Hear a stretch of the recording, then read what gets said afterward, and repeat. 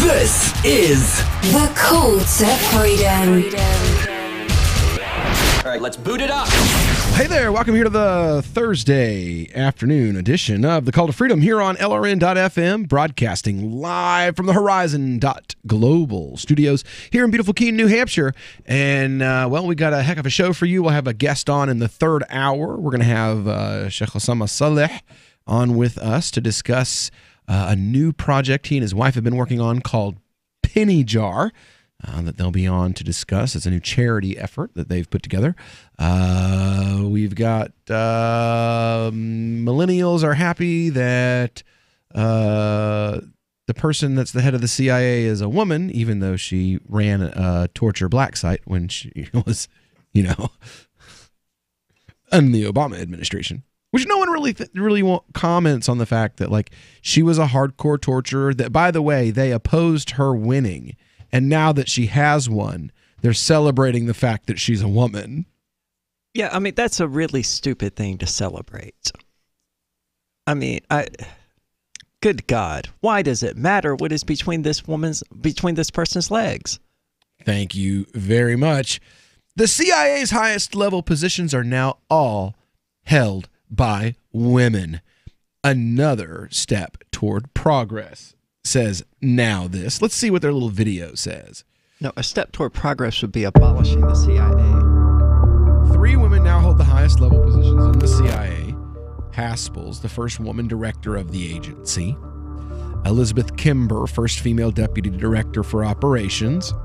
And Cynthia Rapp, the deputy director for analysis. These top CIA directorates joined Dawn Mariex, who was named Deputy Director of Science and Technology in May of last year. After assuming her position, Haspel's made it a point to hire experienced women for the most important CIA positions. Many women have been veterans of the agency for over 30 years. 20 years ago, there were no women in the upper ranks of the CIA. The CIA workforce is now 50% women. Because, I mean, hey, if you're going to overturn governments, you got to be equal gender-wise about it. I mean, it's totally stupid to me that anyone is focused on this person's gender or sex. Well, because, I mean, if you don't, then you'll have to focus on the fact that she ran a CIA black site and she's still... I think that's what should be focused on, is that she is a known advocate of torture who tortured people to the point of absolute insanity, to the point where the other torturers were like, hey, this has to stop. Yeah, she helped cover it up. Yeah, and then helped cover it up, and then got away with it. Haspel's appointment by Trump caused some controversy, while Haspel's hiring practices have been celebrated. Her history of involvement in the Bush-era torture programs have resurfaced. But it's still good because she's a woman. Yay! It even has a flexed bicep emoji, the symbol of progress that invokes Rosie the Riveter. Oh, my dear. Oh, God. Now, most of the responses to the tweet involve people dunking on it, and for good reason. The CIA, being run entirely by women, is not another stride toward progress. A stride toward progress would be that the CIA didn't exist at all. Or, at the very least, renouncing its past misdeeds of torturing prisoners, spying on American citizens, overthrowing foreign governments, etc., normal CIA stuff. Yes, current director of the CIA, Gina Haspel, has a vagina. Woohoo! She also ran a CIA black box site, no pun intended, in Thailand, and was personally involved in the waterboarding of at least one detainee. When asked about these activities during her confirmation, she was unrepentant, saying that essentially she was just following orders, because we all know that was the best defense to have at Nuremberg. I'm highlighting this tweet because it speaks to intersectionality's corruption of the modern progressive movement. Intersectionality, of course, is the academic tradition from the late 1980s that stressed group-based oppression, particularly racism and sexism. Over the years, proponents of intersectionality have added other areas of concern, everything from transphobia and homophobia to sizeism. ableism. And it's not that intersectional thinkers are necessarily wrong. Transphobia, it exists, and it's bad. But rather than a monomaniacal focus on a group-based oppression, can be naive. Haspel taking over the CIA, for instance, might be a blow to sexism in some very, very narrow sense. But it does nothing to remedy the CIA's appalling record on civil liberties. Something that progressives at least claim to care about. This is not the first time generic, yes, slay queen feminism has been used to obscure Haspel's appalling awfulness. Scott Shackford made a note of the Advocate's coverage, which commended the CIA director for, quote, making herstory in a tweet that practically demands a barf emoji as a response. Yeah, Recall I would that agree. some on the left... Where is this article from? Reason? Of course. Okay. Now, recall that some on the left complained that Trump threatened to drop the, quote, mother of all bombs on Afghanistan, not because killing yet more people in the war-torn country would be wrong, but because the phrase is sexist. This approach should frustrate true progressives. It certainly frustrates the hell out of this libertarian who would occasionally maybe like to find a way to ally with them. Time out. The issue with the mother of all bombs isn't that, it got dropped. It's that it's the mother of all bombs. Of all bombs. Yes. And women. It's the sexist name. Yes. That bothers people, yes. not the fact that, they should call it they should call it the father of all bombs because men are evil. Well, then it's a patriarchy. Then it's just a giant penis that we're dropping on people. Which, it is anyway. But then it's almost literally one. You can't win. No. It even has a discharge. See a doctor. Oh! Well, don't see a doctor because we might drop a bomb on the Doctors Without Borders hospital. Just America things. Just America things. Well, the CIA gave them the information that said that wasn't actually a Doctors Without Borders hospital. It was a terrorist training ground. So, they also gave us the information CIA that things. Iraq had WMDs. Right. Oh, all the yellow cake from Nigeria that you can eat. Oh, wait a second. You can't eat that stuff. So you can't eat the crops that we dropped Agent Orange on in Vietnam either. Anyway, so that is really all. What else can you say about it? A millennial news site thinks that women running the most oppressive and evil thing on the earth is good because, it's women in charge. It's like the whole hey, I think that it's a good thing that we have added women to the draft because I'm stupid. Let's not get rid of the draft. Let's make women be drafted as well. Brilliant solution. Anyway, when we get back here, we're going to tell you why the NAACP in Oregon thinks that warning signs are racist. Cell 411 is a free app for Android and iOS that replaces government-controlled 911. Cell 411 allows you to preset a group of friends or private organizations to show up at any emergency. Cell 411 is a nightmare for the state because it proves their so-called services aren't needed. Cell 411 has had thousands of installs, and of course it's covered by the BIPCOT no government license. Cell 411 because your friends won't shoot you when you're in trouble. Without the government, who would build the emergency services? You and Cell 411. Get it today at getcell411.com. Fact. The new NSA data center in Utah requires 1.7 million gallons of water every single day to operate. Billions of Fourth Amendment violations need massive computers and the water to cool them. That water is being supplied by the state of Utah. Fact. There's absolutely nothing in the Constitution which requires your state to help the feds violate your rights. Our message to Utah: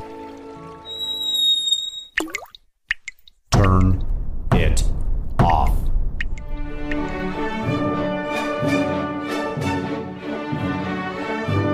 No water equals no NSA data center.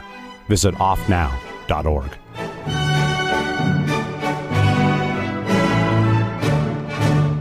There are lots of ways to listen to Free Talk Live. Our podcast has been around since podcasts began, and now the FTL feed is loaded with content besides our full show archives. Did you know that we make it easy for you to customize your podcast subscriptions? We have different feeds, one that includes only our full shows, one with just the Daily Digest, and one with just the Edgington Post. You decide what you listen to. It's quick and easy to customize your feeds at feeds.freetalklive.com. That's feeds.freetalklive.com.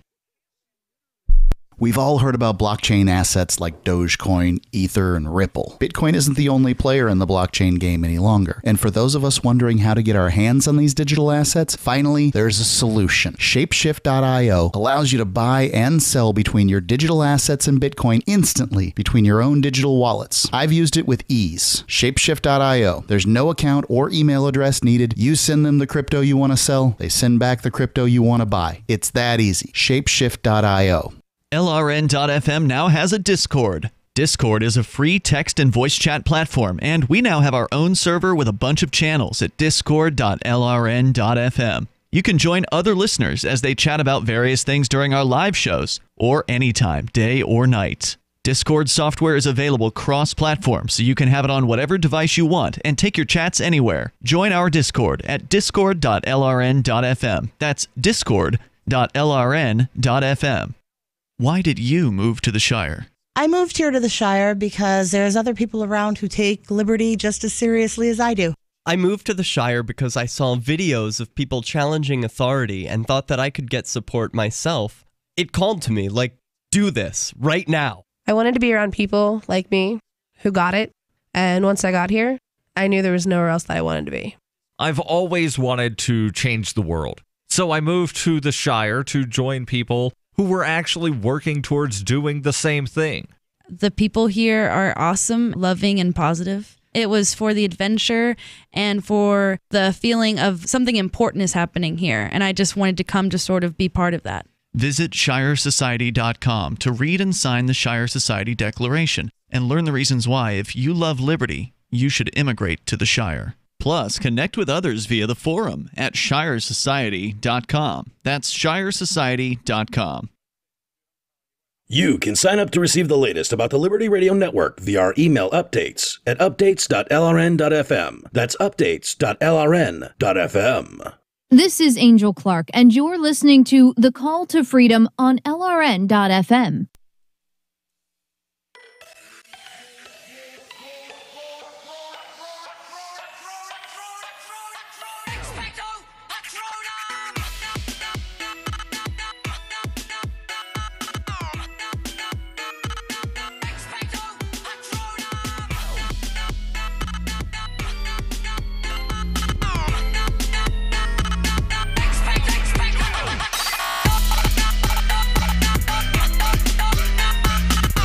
All right, welcome back into the Call to Freedom here on LRN.FM, broadcasting live from the Horizon.global studios here in beautiful Keene, New Hampshire.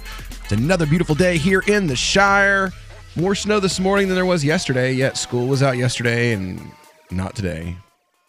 Dumb government officials. Yeah. I got the word this morning. My boss was like, so they called school out today, right? And I was like, no, there was actually ice on the road this morning. Like yesterday. I don't doubt it. I mean, that's government. Yeah, I mean, and it was ice, not snow. Like my windshield, even with de-icer, it took several minutes of standing out there watching my hands freeze and go numb to actually get the windshield to de-ice. Right. You got to love it. You know what? This is amazing. It is awesome. And let's hit them up for a sponsorship. For real. Dunkin' Donuts, you should sponsor me in the show because I drink the hell out of your, like, even if I'm making my own coffee at home, I'm still drinking it out of a Dunkin' Donuts cup. But like they've got these Girl Scout. We don't have to tell the audience that though. Yeah, right. They've got these. Yeah, but you can see it on the camera. They got these Girl Scout cookie. I mean, they can see the cup. They don't have to know that it's your coffee. Right. They've got the Girl Scout cookie coffees that they're doing, And like I've already drank a pot of coffee by the time I leave to come here. So I get a hot chocolate because I don't need to be wired. I need to go to bed by 10 o'clock because I have to be up early in the morning. And I get the trefoil swirl that you'd get in the coffee and then put the hot chocolate in there. And it's like heaven on earth.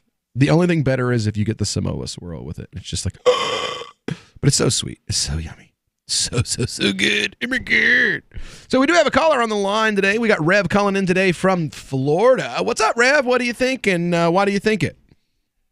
Oh, hi there, guys. So, it actually fits in perfectly with the whole SJW thing. I got to watch my language and try to make this concise, so forgive me if I'm not as exuberant as I was during the break. But basically, what I really despise is not even so much an open SJW. It's a closet SJW, and I don't want to defame your colleagues or some of the people you work with, but I just kind of wanted to tell the listeners a little incident, a summation of an incident that happened last night and maybe how that relates to this.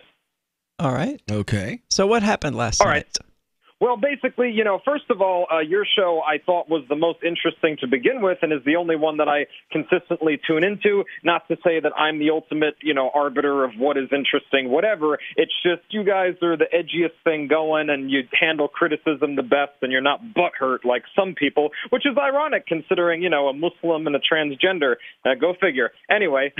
So what happened was that there was this goofy redneck guy that called in about a week ago on another station another show that comes on after you that I won't name, and he was like, "I don't understand." For the listeners who, for some reason, don't know, that would be Free Talk Live, the biggest show on the station by far. I'm trying not to defame, but Yeah, no, I'm not going to say I'm whatever. You guys are, you don't ever, you don't badmouth the people that are giving you a place to do this. So I get it. So if I need to tone it down or whatever, sure. But I'm trying to already be civil. But look, they did hear me out to some extent, okay? So I'll give them credit. But this goofy redneck guy, stereotypical, straight out of country bumpkin land, was like, he was talking about something else, and then he randomly switched to Islam, was like, I just don't understand why people have a problem with Islam. I mean, there ain't nothing wrong with it. And clearly, given how controversial religion in general is, especially the Abrahamic ones, making a statement like that, hey, if it's a bunch of leftists in the Hillary Clinton cloud, cool, yay, wonderful, me too. But, maybe there are some right-wing libertarians socially that, right? Okay, so the point is, I call back and I'm just trying to explain that, yes, there are good Muslim people out there. I've met a few. I would consider you, Will, to be one of them. Like I said, you're not one of the a-holes that want to stone, women to death for showing off their calf or push gays off buildings. But quite honestly, in places like Saudi Arabia, Somalia, many of these places, Pakistan, Tajikistan, Afghanistan, this is Sharia law, or at least as they interpret Sharia law, you guys would probably argue. But this is the caliphate. This is the way of life. And this is not opposed in any significant amount by the populace. Okay, that's what I was saying. Oh, thank you for letting me get that point out and jump in anytime because it is your show and you're both gracious enough to have me. But to come to the end of this, the problem is that when I tried to make some of those points, I got pigeonholed. They kept goalposts moving, which is a fallacy in arguments, right? And it became like, well, wait a minute, are you talking about the people themselves? And I was trying to say how Islam in the ancient days did some good with science, with numerals. We use Arabic numerals, but at some point, this religion got co-opted and something happened with the Wahhabism. So the point is, guys, these people started just blaming the West, the Europeans, the white man, basically. Sorry to make this racial, but it is what it is. They just blame them for all the maladies of Islam in the Middle East. And I was just saying that, look, we've done a lot of terrible stuff to them, no doubt. We've caused a lot of sectarian violence, no doubt. But to say that we did things like with the ancient Ottoman Empire conquering the Persians, what did the white man have to do with that? What did Europeans have to do with that, So, dude, I couldn't get a word in edgewise. And before I shut up and let you guys reply to conclude this, at the end, some a-hole, excuse the language, not using the curse word, but I don't want to name them. I don't know which one it was, but one of them with the radio voice sounds like that. Actually, at the end was like, well, we understand that Rev is a racist. Basically saying, and he's like, therefore, he does not like brown people, even though I've dated blacks. Hello, I've dated Latinos, and not just females. Right. So Nothing says I don't like brown people that's like what happened. Putting a black willy in your mouth. I mean. Well, Not saying that. You said that. I'm not. Hey, I'm not your average. I'm not your average Cantwell fan, honey. Like the drag queens say. No, I'm pro-white, man. I'm not a white nationalist. I am a queer person, but I'm pro-white. I'm pro-gun. I carry on me. I just bought a new Glock, and some of it's because the leftist pieces of garbage, man. I keep knives on my belt. I'm not your typical queer, honey. But I don't let I don't. But dude, that's what they were trying to do. And so at the end, I was like, oh, okay. So none of my points are valid. So and it was just cut. And then like with Somalia, the average IQ is 68, dude. I'm not saying every Somalian's an idiot, but that's literally mentally retarded. So we wonder why low. And they were just like, well, the U.S. invaded Somalia, and that woman was the only one that had any brains that was like, well, maybe the whole entire church and Christianity and Western civilization's not responsible for everything. But, dude, you guys got an SJ virus in New Hampshire, I swear to God. Like, I know I'm almost a Nazi, but it's like, you guys, that's what bothers me, man. It's like, this is libertarian radio. Meanwhile, you're parroting back what Hillary Clinton supporters like. So, I don't know. I'll shut up. You give me what you think of all that. Yeah. All right. Well, we'll have to get into that when we get back here on the other side, here on the Call to Freedom on LRN.FM.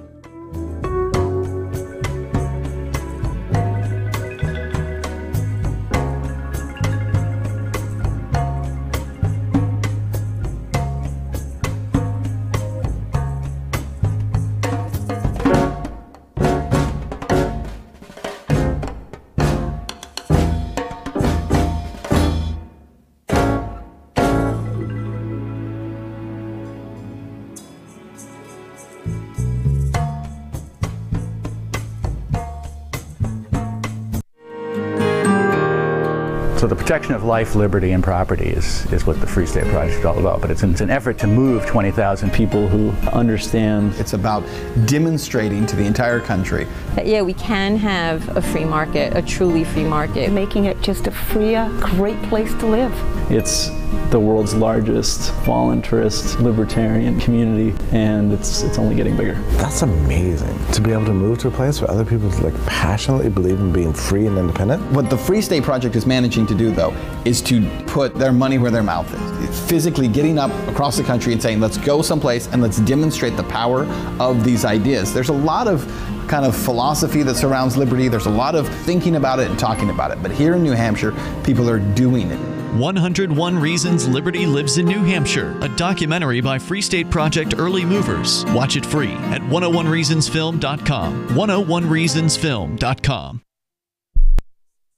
When you hear the word lobbyist, you probably think about greedy corporations, but not all lobbyists are the same. Some are fighting for the freedoms you hold dear. Liberty Lobby LLC is doing just that in New Hampshire, working hard to represent you, not some special interest group. You can help by going to libertylobby.info, where your contribution will give us the tools we need to ensure that your voice is heard. Visit libertylobby.info today to find out more. If you're looking for work, it's a process of elimination, and you're trying not to be eliminated. So here's a tip for making the cut, and this might seem subtle, but to the person interviewing you, it's not.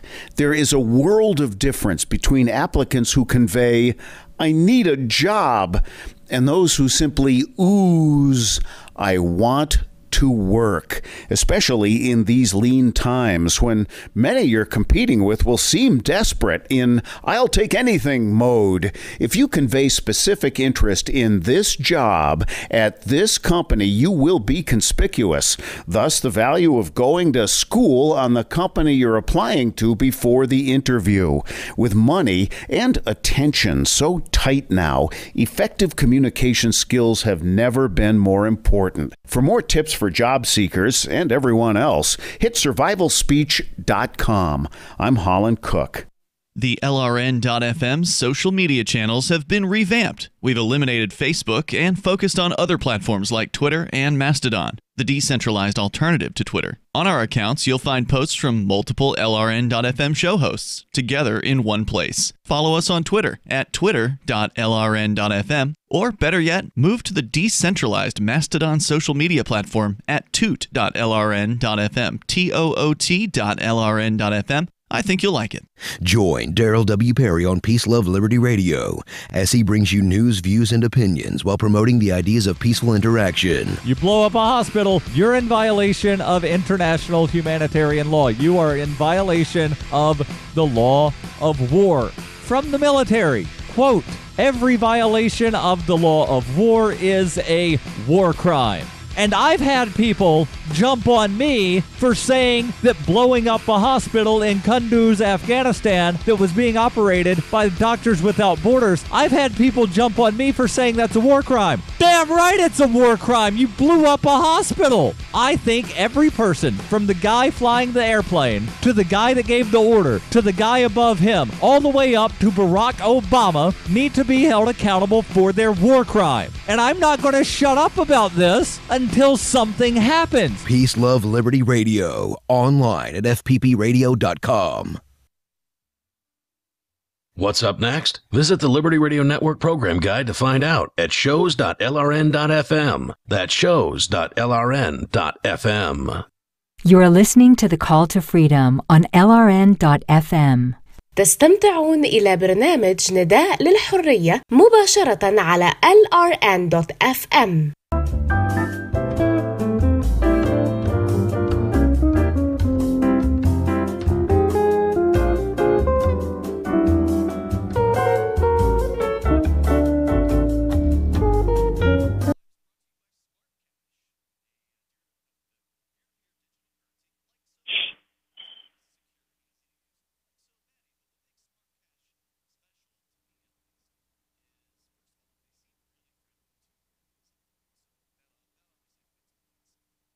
That's why I don't hear any sound coming out of the server, as I was sitting down as it was finishing up.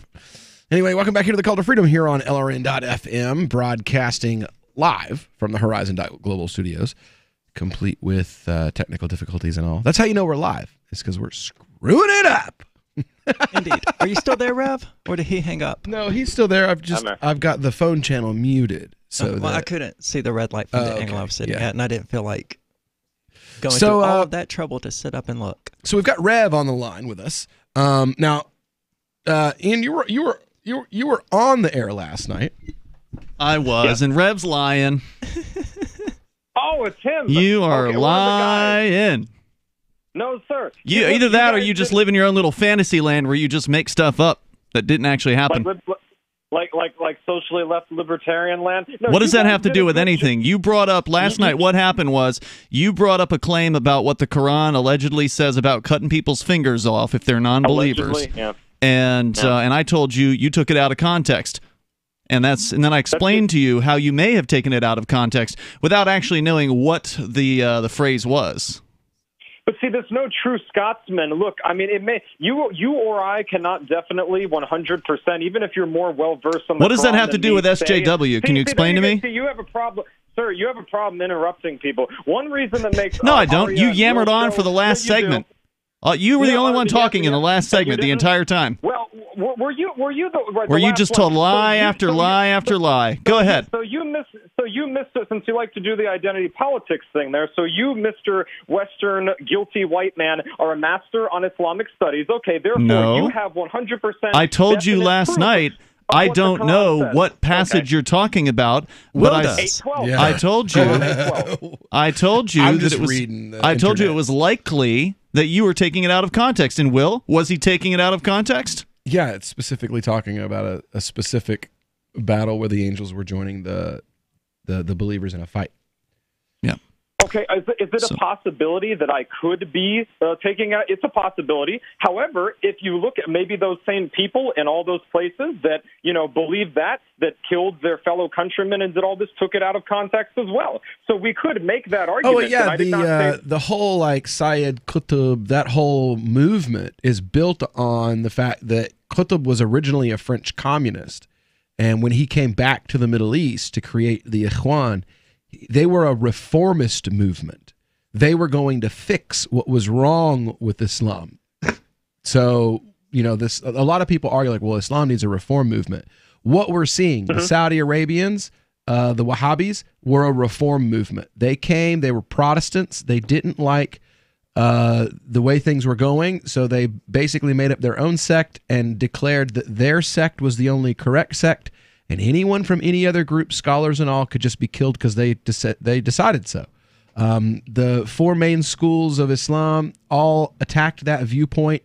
A lot of them, you won't find, you've got books now where there were scholars who lived at the time that they wrote books, and in those books they criticized these new sects that were popping up.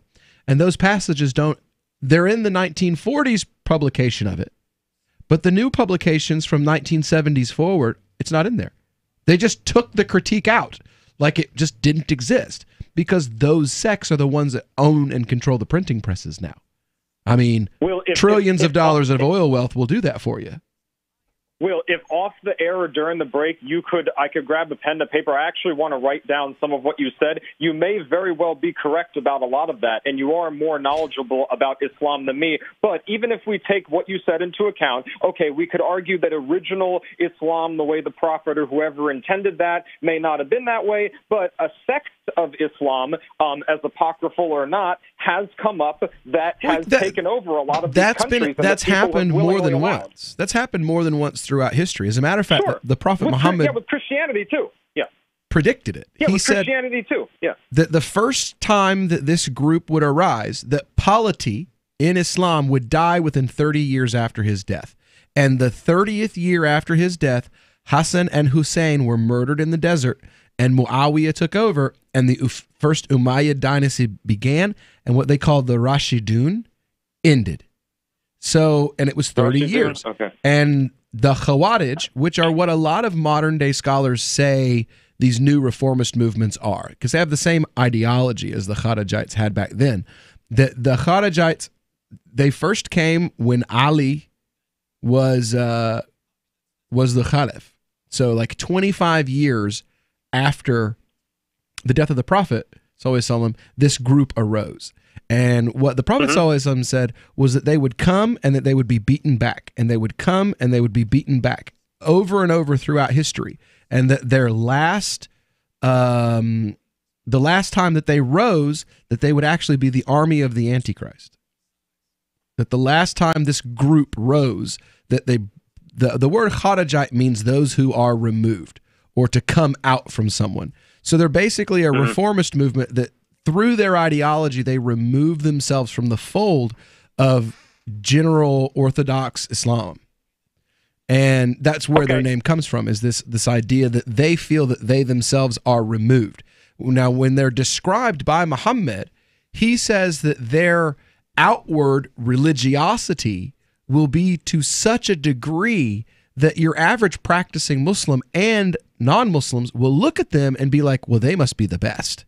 Because, I mean, their robes are perfect, their beards are perfect, their prayers are everything, all this outward stuff is perfect. But on the inside, they would be rotten like a desiccated corpse. Okay, that's a lot of knowledge that I want to look into, and that I'm sure you're right about at least most of it. However, we cannot deny whether that was originally the message of Islam or not, just like perversions of Christianity or Judaism or the things that theistic people who are followers of those religions argue in general. We cannot deny that a certain subsect of this Wahhabism or what have you proliferated, took over governments, was based upon the caliphate-like rule that you still see today in countries like Saudi Arabia and Tajikistan, Afghanistan, that practice these barbaric, horrific things. So what I'm saying is, even if you escape what is the purest form of Islam or what have you, this created essentially a monster, a subsect that became so powerful and so insidious that it's almost irrelevant as to what, and thank you, by the way, Will, unlike the other guy, you actually let people talk, which I appreciate, which, sir, the last thing I want to say with this, I don't want to take too much of you guys' time. You're the biggest whiner I've heard call in the last couple of weeks. You funny. And your little snowflake calling in, complaining to another show, and you got online, you bitched in the comments. Boo-hoo. You had almost a whole segment on Free Talk Live. No, listen, I gave you guys credit, sir. Is this Daryl or the other guy? It was Ian, Daryl, what's the other guy? Mark. It's Is Ian. it Daryl or Mark? I'm Rev. It's Ian. Oh, it is Ian. Oh, yeah, that's what I said when he got on. Sorry, I sent you that little tweet.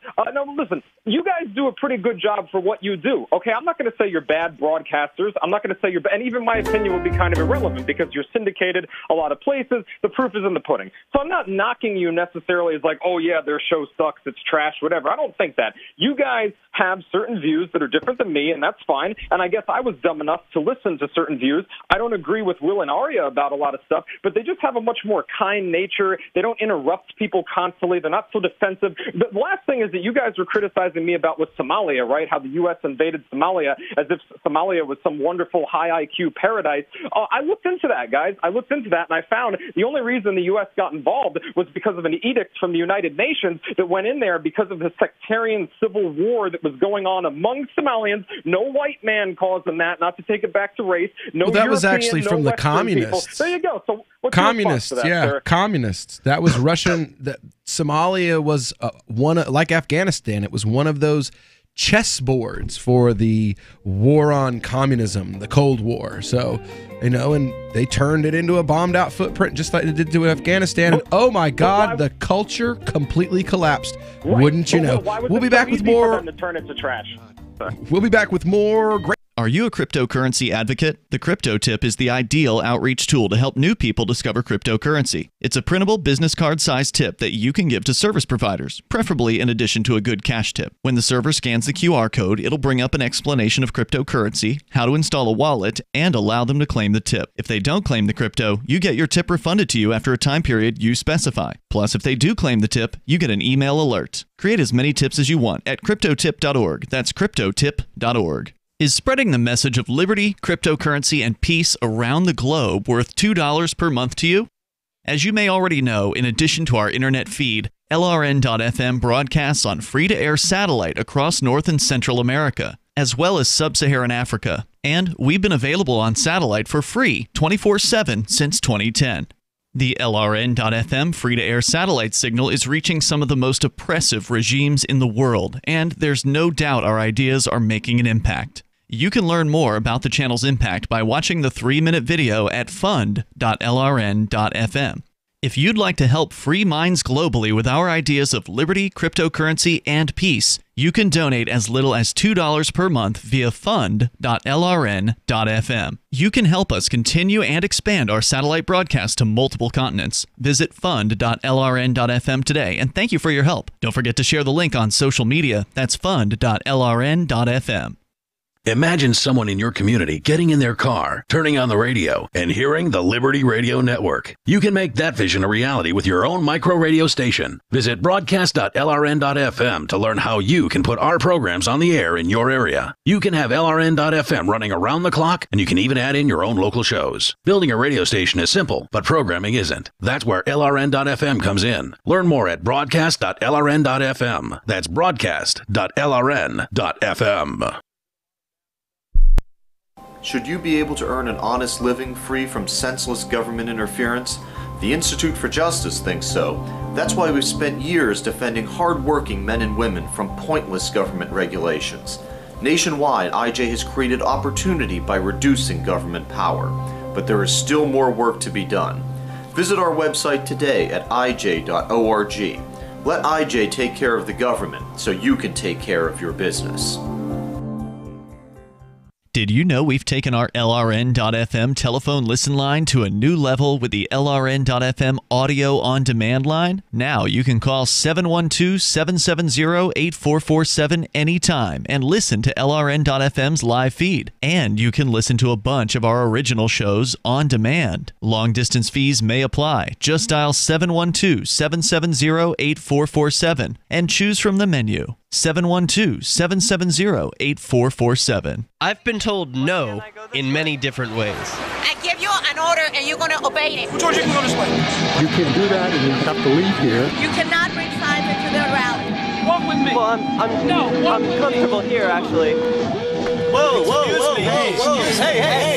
Who do you think you are? Excuse me. There is no video and audio allowed in this office. No, I have work today. You ain't gonna make it. Wait a minute. Hey! Oh my God! Unbelievable! Why are you running from me? Because you're scared me. What am I being detained for? You're being served. What is this? You're being served. What is this? Bureaucrats have a funny way of telling people no. That's the sound of the men working on the chain. Derek J's Victimless Crime Spree. Watch it for free and order the Director's Cut DVD at victimlesscrimespree.com. Join the LRN.FM Discord for live chat 24/7 at discord.lrn.fm. That's discord.lrn.fm. You are listening to the Call to Freedom on LRN.FM. आप सुन रहे हैं स्वतंत्रता की पुकार सिर्फ और सिर्फ LRN.FM पे।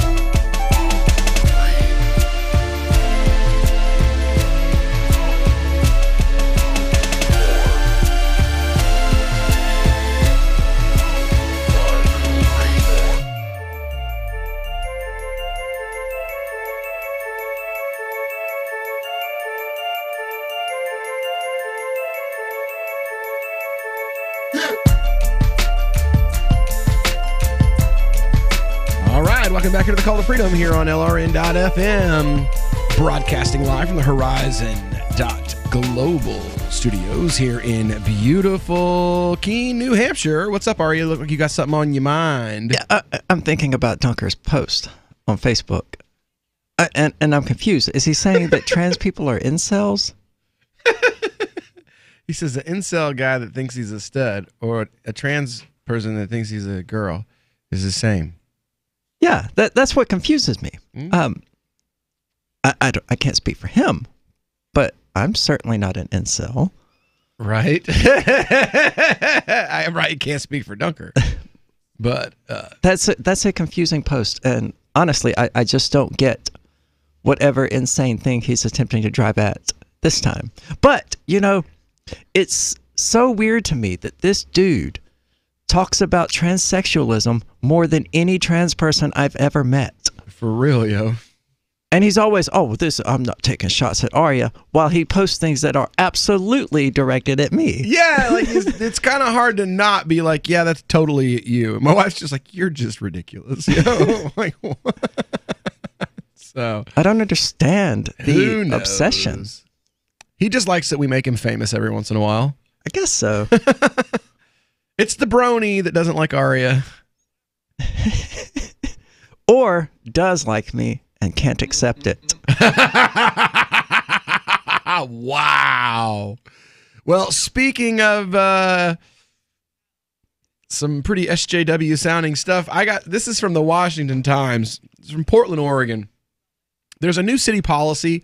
It requires public signs on brick buildings warning that they might collapse in an earthquake, and it's a part of a long history of white supremacy aimed at forcing black people to move out of neighborhoods.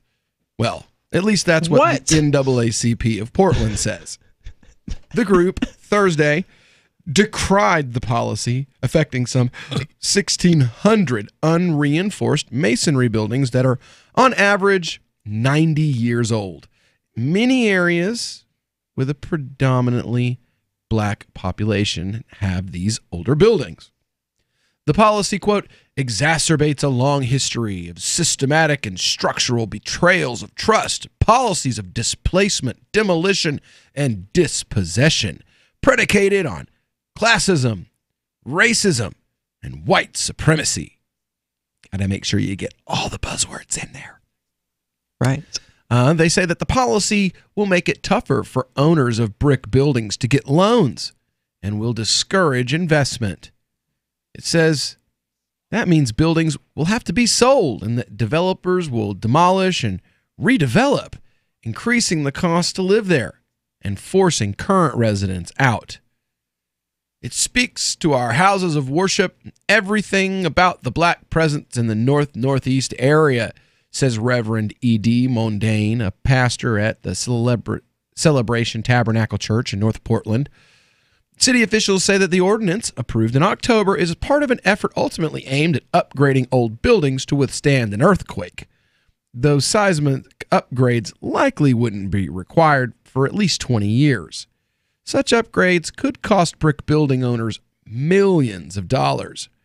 Experts say that Portland is at risk because there's close to a 50% chance of a giant earthquake along the Cascadia subduction zone off of the Oregon coast within the next half century. The warning signs and a requirement that building owners must file a record of compliance is really just a disclosure, says Alex Cousins, a spokesman for the City Bureau of Development Services. That's the whole purpose behind it. The warning signs, they're going to go up on public buildings this month and on most other buildings by March the 1st. The warning on them simply says, this is an unreinforced masonry building. Unreinforced masonry buildings may be unsafe in the event of a major earthquake. In related action, a nonprofit coalition of Portland brick building owners recently filed a lawsuit seeking to block the ordinance, arguing it's unconstitutional under free speech and due process rights. Not sure what free speech has to do with it. The government is forcing private property owners basically to broadcast the government's message instead of their own, says John DiLorenzo, an attorney for the group. Also, a coalition of music venues called Music Portland has decided to side with the NAACP, saying that the ordinance threatens some of 30 of its music venues. Not sure why music venues being threatened is also somehow racist. I don't know. This whole thing confuses me. I would think a sign warning people that a building might collapse in the event of earthquakes is one of the more benign things that a state could do. No, it's totally white supremacy. That operates under the assumption that it's primarily minorities who live in buildings that cannot survive an earthquake. Is that what they're going here? Yes, that's what they're saying. That's racist. That's what they're saying. I mean, that's provably racist. That's as racist as going, well, people in Somalia have an average IQ of 68. And it's genetic. I mean, it's equivalent. Corporate wants you to find the difference between these two images indeed. The two images are freaking identical. Right. Black people live in shanties that can't survive earthquakes. Lord have Come on. So warning signs are now white supremacy, basically, is the argument of the NAACP of Oregon, is that if we... And VeggieTales are racist. Okay, and what happened to historic districts? Masculinity is a mental illness. You know what I'm saying? What happened to historic districts? Remember, you had it like they're like, well, they're going to make us tear down the church. Okay, well, so then what you do is you pit bureaucrat against bureaucrat. That's the best. I mean, in my opinion, that's the funnest way, at least, to do it. Is you take a bureaucrat and you go to another bureaucrat and you say, bureaucrat, you have a special government thing to protect me from this other bureaucrat. Go to war with each other, and I'll just sit back with popcorn. That's what I would like to do. Hey, so it looks like we've got, calling in from Florida, we got freaking Bobby.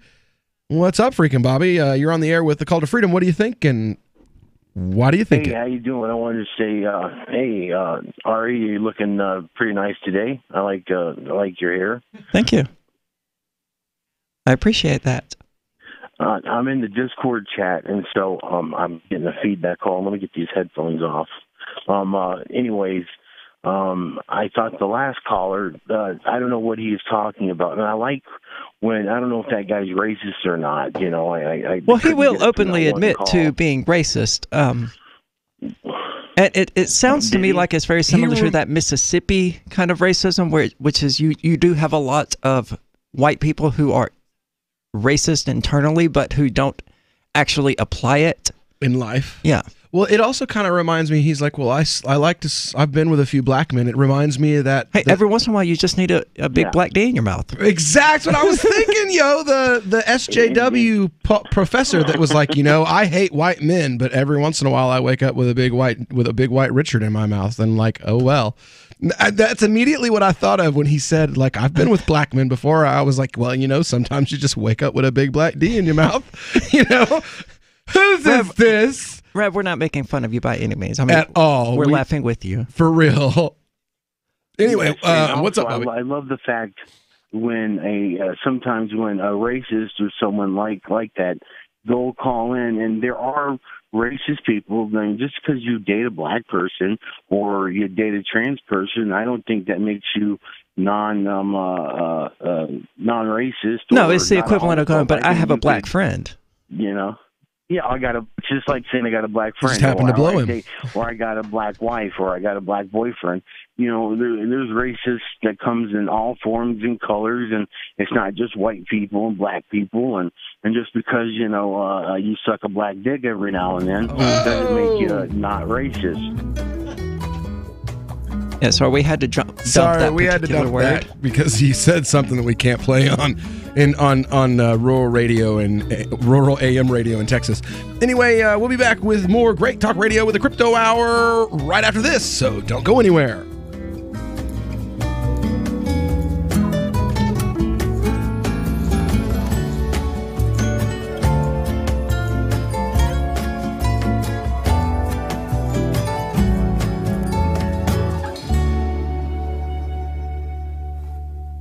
On Free Talk Live, we're bringing people to the ideas of liberty every day. From wrestling superstars like Glenn Jacobs. You guys really are having an impact, I believe. Like I said, a lot of where I am now is due to listening to Free Talk Live. You changed my mind on some very important issues years ago. To random people tuning in on the radio.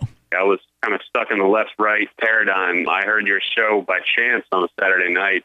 From there, I went on, joined the Free State Project, and become an amplifier. So, I mean, that's really the reason why I amp is because I know that if it wasn't for you guys being on as many stations as you are, I never would have found the ideas of liberty. Your amp will directly change more lives by getting Free Talk Live in front of people looking for talk radio online and on the air.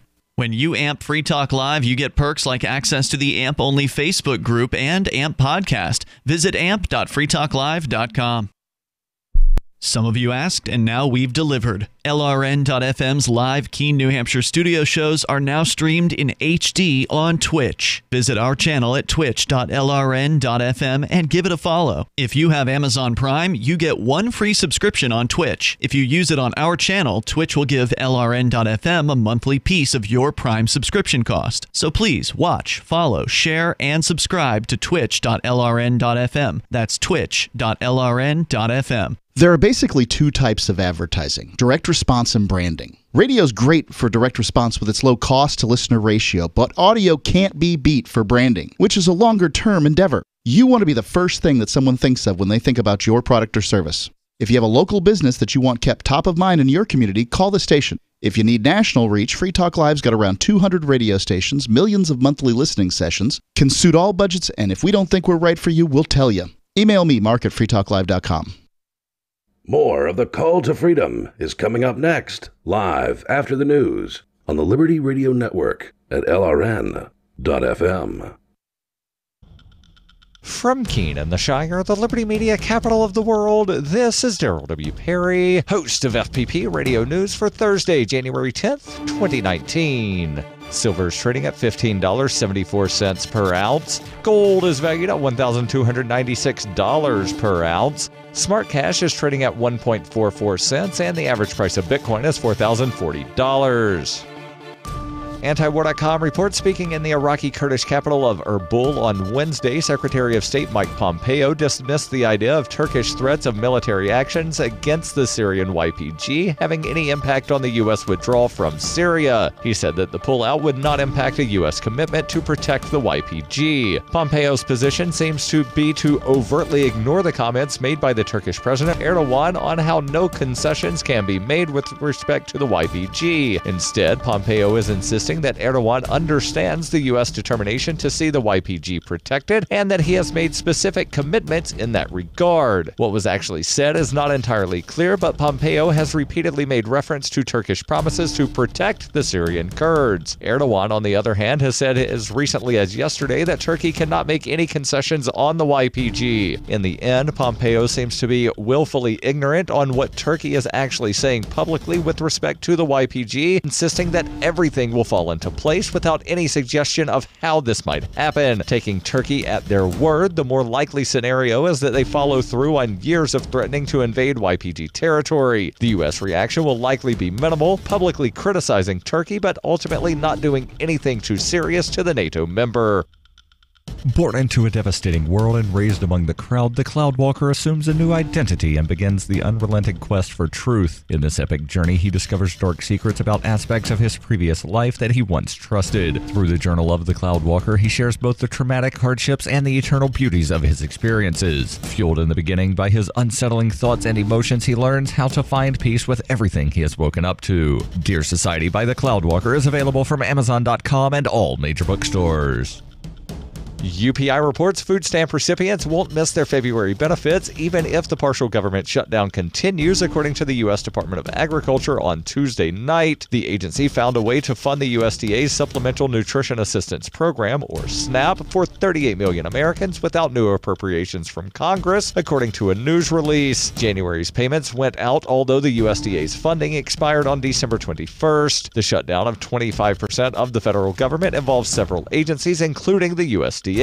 Other agencies are fully funded through September as President Donald Trump is demanding funding for a border barrier along the border with Mexico, which Democrats oppose. Secretary of Agriculture Sonny Perdue said in a news release, "At President Trump's direction, we have been working with the administration on this solution. It works and is legally sound, and we want to assure states and SNAP recipients that the benefits for February will be provided." And Perdue told reporters that the agency will look into options for March. The child nutrition programs, which include school meals and after-school programs, are funded through March as well.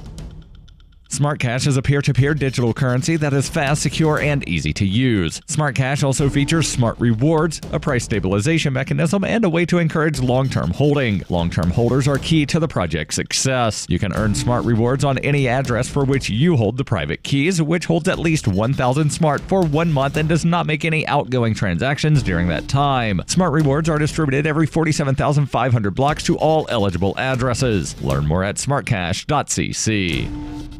Reuters reports President Donald Trump stormed out of talks with Democratic congressional leaders on Wednesday over funding for a border wall with Mexico and reopening the government, complaining the meeting at the White House was a total waste of time. On the 19th day of a partial government shutdown caused by the dispute over the wall, a short meeting that included Trump, House Speaker Nancy Pelosi, and Senate Democratic leader Chuck Schumer ended in acrimony with no signs of a resolution. Trump wrote on Twitter, "Just left a meeting with Chuck and Nancy, a total waste of time. I asked what is going to happen in 30 days if I quickly open things up. Are you going to approve border security, which includes a wall or steel barrier?" Trump wrote, "Nancy said no. I said bye-bye. Nothing else works." Exasperated Democrats called Trump's behavior a temper tantrum and said the meeting broke down when they refused to commit to funding his proposed southern border wall. Pelosi told reporters when she returned to the Capitol it was a petulant president of the United States, adding a person who would say, "I'll keep government shut down for weeks, months, or years unless I get my way. That's just not the way democracy works, and it's so very sad."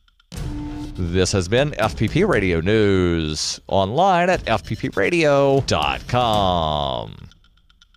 In order to more accurately portray the risks of smoking, the FDA has approved putting a picture of Trish on the cover of all cigarette packs. Clinical trials suggest that images of diseased organs, corpses, and deformed infants all prove less effective than a single photograph of Trish smiling. Smokers can expect to see the graphic campaign as early as next month, paired with a simple line of text that reads, "Cigarettes cause Trish."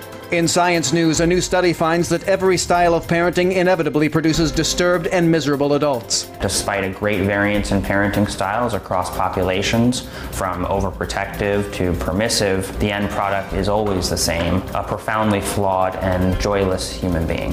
One bright note of the study, adults can find temporary happiness when they're able to perpetuate the cycle of human misery by having children. In other news, the Pulitzer Board adds a giant pumpkin category, and a local man's utter failure in life is a bit of a sore spot. For more news, visit theonion.com/newsbeat.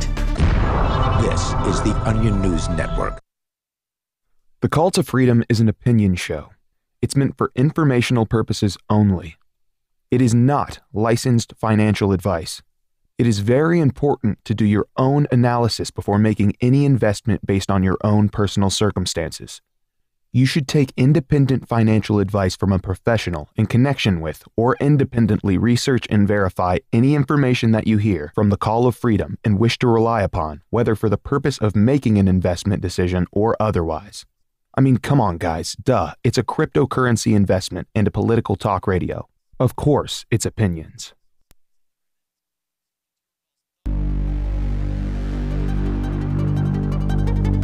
Andros has again invaded the Lilat system. General Pepper has turned to a new Star Fox team, headed by Fox McCloud, to save Cornery and free the Lilat system once again.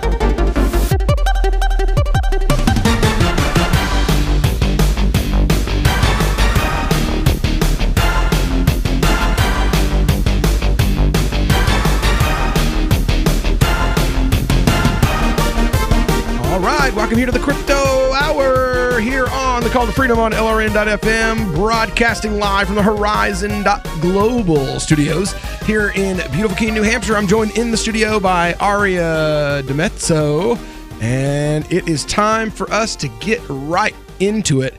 First article looks like John Wu bet on the wrong horse, according to Bitcoinist, and according to the folks at Bitmain Technologies.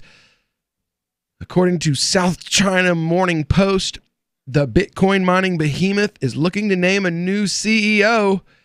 They're going to replace the company's co-founder.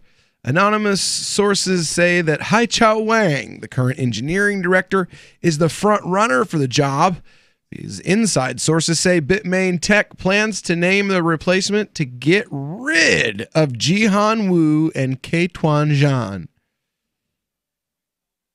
What? The two CEOs. Of what? Bitmain. Okay. Jihan Wu. Okay, that was the part that I missed. Okay. While there's no official word from Bitmain, these sources say the company entered a leadership transition period in the last month of 2018. Back in November of 2018, the Bitcoinist reported that Wu's demotion from director to a supervisor. Also in late December, reports broke out in the Chinese media of the imminent resignation of both Wu and Zhan. There's also no definite timetable for the completion of the leadership reshuffle. Sources indicate that both Wu and Zhan will become co-chairs of the company. The new CEO will handle the daily administration of the firm, while the pair will still have the final say on big decisions. According to the South China whatever newspaper, both Wu and Zhan had disagreements as co-CEO. Wu, in particular, has come under intense criticism for the company's bet on Bitcoin Cash. Zhan, on the other hand, has led Bitmain's diversification efforts, especially into the artificial intelligence arena. If the reports are accurate and Bitmain does get a new CEO, a daunting task awaits the selected individual. After a stellar 2017 and a promising start to 2018, well, the second half of the year appeared to fizzle out for the Bitcoin mining behemoth. Bitmain is yet to release its Q3 2018 financial reports, but speculation is rife of losses north of $740 million. A lot of financial troubles stem from inventory losses, as well as the expensive Bitcoin Cash hash war of November of 2018. Recently, the company even began laying off a significant portion of its workforce. In December, Bitmain fired its R&D department based in Israel. Right? This move was followed by another massive downsizing, nixing the company's Bitcoin Cash development team. The company's IPO plan is also another casualty of the financial turmoil within the company. Despite announcing plans for an IPO listing in Hong Kong earlier in 2018, all signs point to such plans simply being unfeasible, for the present time at least. So, what do you think, though? Do you think that a new CEO is going to be able to steer Bitmain in a better direction? Why don't you give us a call, 603-283-6160. You can hit us on our on-air call-in lines on Discord at the discord.lrn.fm. So, What do you think, Aria? John Woo is on his way out due to picking... Well, he sided with Roger Ver during the Bitcoin Cash hash war. I thought Roger won. I thought they did as well. I don't think the issue is so much whether or not Bitcoin Cash won, as much as it is the fact that it happened, and it didn't do much for anyone's... Because prices were dropping like a stone, while difficulty to mine was going up. Right. Yeah, it was certainly not profitable for anyone who partook in it. But that was what is confusing me about this entire thing, which is that I thought it was, Roger Ver of Bitcoin.com and a few others who knowingly, deliberately took up the cost of doing this. Yeah. To keep it minimal for, people like them. Yeah. Says the Bitcoin Cash, I'm looking here, says Bitcoin Cash war is over. It also ended the Bitcoin to Bitcoin Cash war. Craig Wright, his Bitcoin SV chain, apparently threw in the towel. They announced that they're no longer trying to unify the change under the Bitcoin SV rules or fighting for the BCH ticker. Instead, they're moving forward with a BSV ticker and their claim that their vision is the true form of Bitcoin. They've also, so they're just going to they're just going to do the same thing Roger's doing. Yeah. Yay. Who cares? Good luck with that. Good luck with that. I doubt they have the resources that Ver has, so. The Satoshi vision. See, first of all, you can't claim to be Satoshi Nakamoto and still expect really to be taken seriously in crypto circles if you don't claim the Satoshi wallet. As long as that wallet just hangs out there, guess what? Nobody believes you when you claim that you're Satoshi. Nobody believes you if you claim that you're Satoshi. Oh, well, I lost my private keys. Bull. Oh, there we go. I was the first person to lose private keys. That's why we know it's a bad idea. I think whoever Satoshi really is doing the right thing by not revealing themselves. I mean, at this point... you'd be dead. Oh, yeah. Certainly be dead. But, I mean... If they aren't already. The entire idea, as I understood it, was to release the idea and then let the world sort out the implementations. Stepping forward now would be counter to that. Because if Satoshi was like, okay, well, this is what you're doing wrong, and this is the direction that Bitcoin or Bitcoin Cash needs to be going, or whatever, it would undermine the validity of the entire thing he set up, because everybody would take his word as law. And I suspect honestly, lot of people would... Just thinking about how human beings are in general, I don't believe Satoshi's still alive. Because if it was a group of people... I don't believe somebody would not have said something by now. If it was a group. It's just, there's a reason why 3 men can keep a secret if 2 of them are dead. There's a reason that's a saying, and has been for hundreds of years. If it was a group of developers, like, 5 or 6 people, someone would have spilled the beans by now. And if it's just a single individual person... Watching the public butt rape your baby like that is just... I know I couldn't do it. I wouldn't be able to see my vision just be totally bastardized by at least one... somebody is doing it wrong. Yeah, for sure. It's either the people who stuck with the original Bitcoin, it's either these SV right folks, or it's Ver. It's one of the 3. And to have 2 out of 3 people getting it wrong, maybe it's just my ego that I have and that this guy, Satoshi, doesn't have, but somebody would have said something in 11 years. Or 10 years. That's what I believe. Honestly. And it's just because I'm a student of human behavior, and I just don't believe that somebody could watch someone screw up their vision that much, or that a group of people could keep this big a secret this long. This Your Family Today tip is brought to you by Nestle Toll House Refrigerated Cookie Dough. Who would you bake some love for? Find fun and easy baking ideas at tollhouse.com. Kids love doing arts and crafts projects, especially when you join in. Try channeling all that artistic energy into the kitchen and bake up some creative treats together. Think of your art supplies as the frosting, sprinkles, and decorating gels, and use cookies or cupcakes as your canvas. For more tips like these, visit us at parenthood.com/yourfamilytoday. The Free State Project has reached its goal of 20,000 liberty lovers who've pledged to move to New Hampshire and get active to achieve liberty in our lifetime. Perhaps you're trying to figure out what part of New Hampshire should be your destination. If so, consider Keene. You'll find more than 150 reasons to move to Keene at move.freekeene.com. Keene is famous for its historic, publicity-generating activism, as well as being the liberty media capital of the world. It's home to freekeene.com, New Hampshire's destination for liberty activism, news, and opinion. For years, we've been compiling over 150 reasons to move to Keene at move.freekeene.com, where you'll learn about some of what's happening here and what makes Keene a great place to live. If you love liberty, you'll probably enjoy anywhere you end up in the Shire. But do your due diligence first. Please visit move.freekeene.com for the full list of over 150 reasons to move to Keene. That's move.freekeene.com.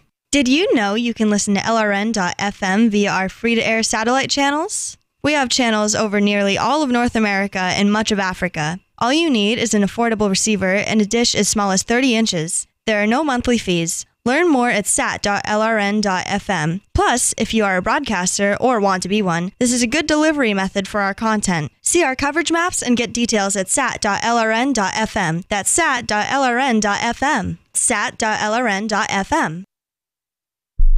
What do you shop for that you could otherwise buy at Amazon? Pretty much everything, right? Amazon has competitive pricing and they deliver, and that's a big plus. If you could plan ahead in your shopping, would you be interested in saving up to 33%? There's a catch. You have to do your shopping in Bitcoin. But imagine those savings. It's like a huge raise. All you have to do is go to saveatpurse.com. We've saved thousands, and you can too. Plan ahead and save. Saveatpurse.com. Now that you've found the Liberty Radio Network at LRN.FM, you may want to help expose others to our great programs. To assist you in doing so, you'll find resources at promote.lrn.fm, including details on how to get a free bumper sticker, quarter-page flyers you can print out and distribute, banners for your website, as well as files that will allow you to make your own custom banners and graphics. Visit promote.lrn.fm and help bring new listeners to the Liberty Radio Network. That's promote.lrn.fm. This is Michael Dean from the Freedom Fiends. I've run websites since 1996 and have used over a dozen web hosts in that time. AgristHosting.com is the only one that hasn't broken my heart. Agrist Hosting's uptime and service is stellar, and their DDoS mitigation is the best I've seen. That's important because if you tell the truth in this world, you'll ruffle feathers. And some people will try dirty tricks to silence your voice. No matter what the haters hit us with, Agrist Hosting keeps our websites online. If you have a mission-critical commercial presence or a world-changing activism site, you cannot tolerate any skullduggery. So go with agristhosting.com. Have a WordPress or blog site, but you're not satisfied with performance or uptime? Or just want raw hosting? Want to pay with Bitcoin? Agrist Hosting specializes in high-performance hosting with personalized service. Go to agristhosting.com and click on the button that says Get Hosted. That's agristhosting.com.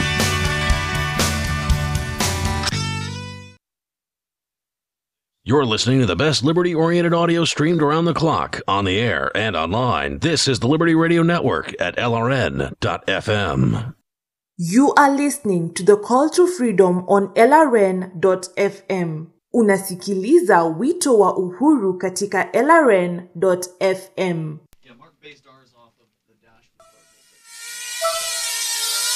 Watch out! Watch out!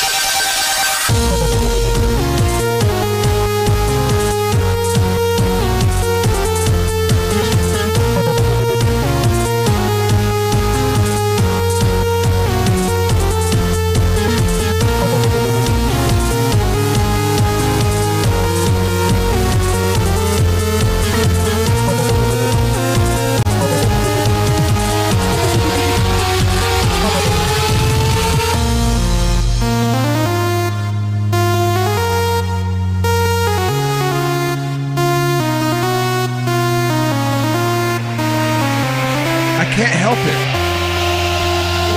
Welcome back to the Cult of Freedom here on LRN.FM. I can't help it. Every time I play it, I have to keep playing it. You know, it's like the longest intro bumper that we use, but it's Zelda, yo.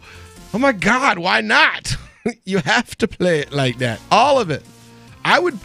We would devote 4 minutes of the segment to listening to the song if that's what I could get away with. I would be okay with that. Right?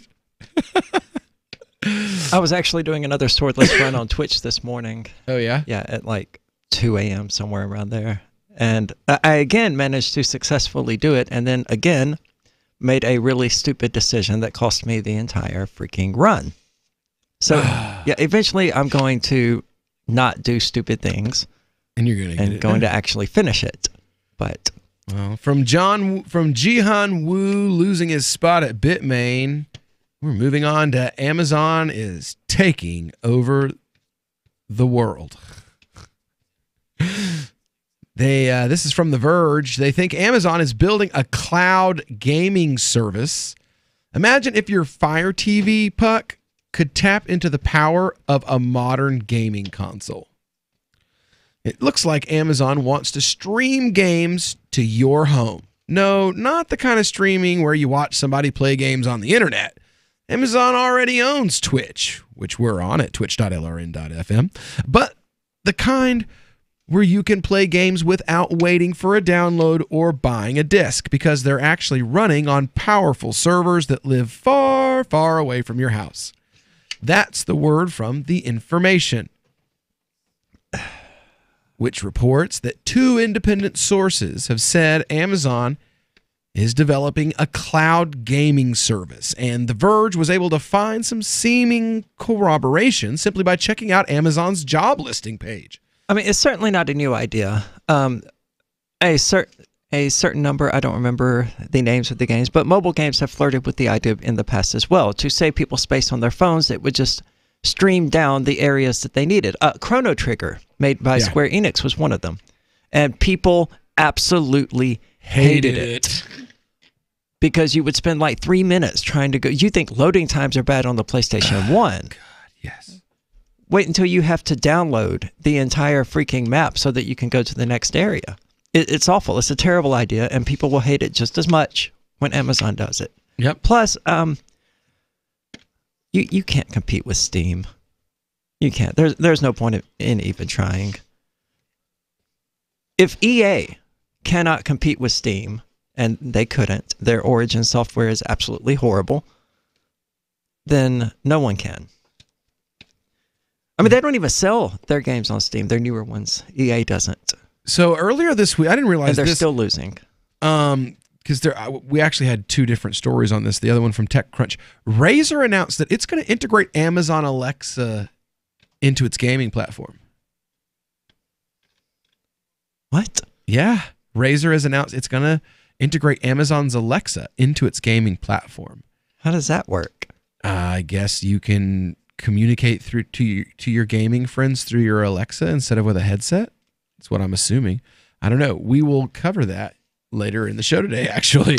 You know, Nintendo is so retarded with the way they handle this entire online thing that they have an app that you can download for Nintendo Switch communications instead of just allowing you to communicate directly via the Switch, which, of course, has a built-in microphone and camera. Yeah. They're so inept. They have no idea what they're doing. It's great that it actually does work, but why would I download an app to communicate with people when more than likely they have my number, they're friends with me on Facebook, they're friends with me on Twitter. I mean, there are so many better platforms than downloading the Nintendo Switch app on mobile. I mean, come on. I'm good. No. What are you people doing?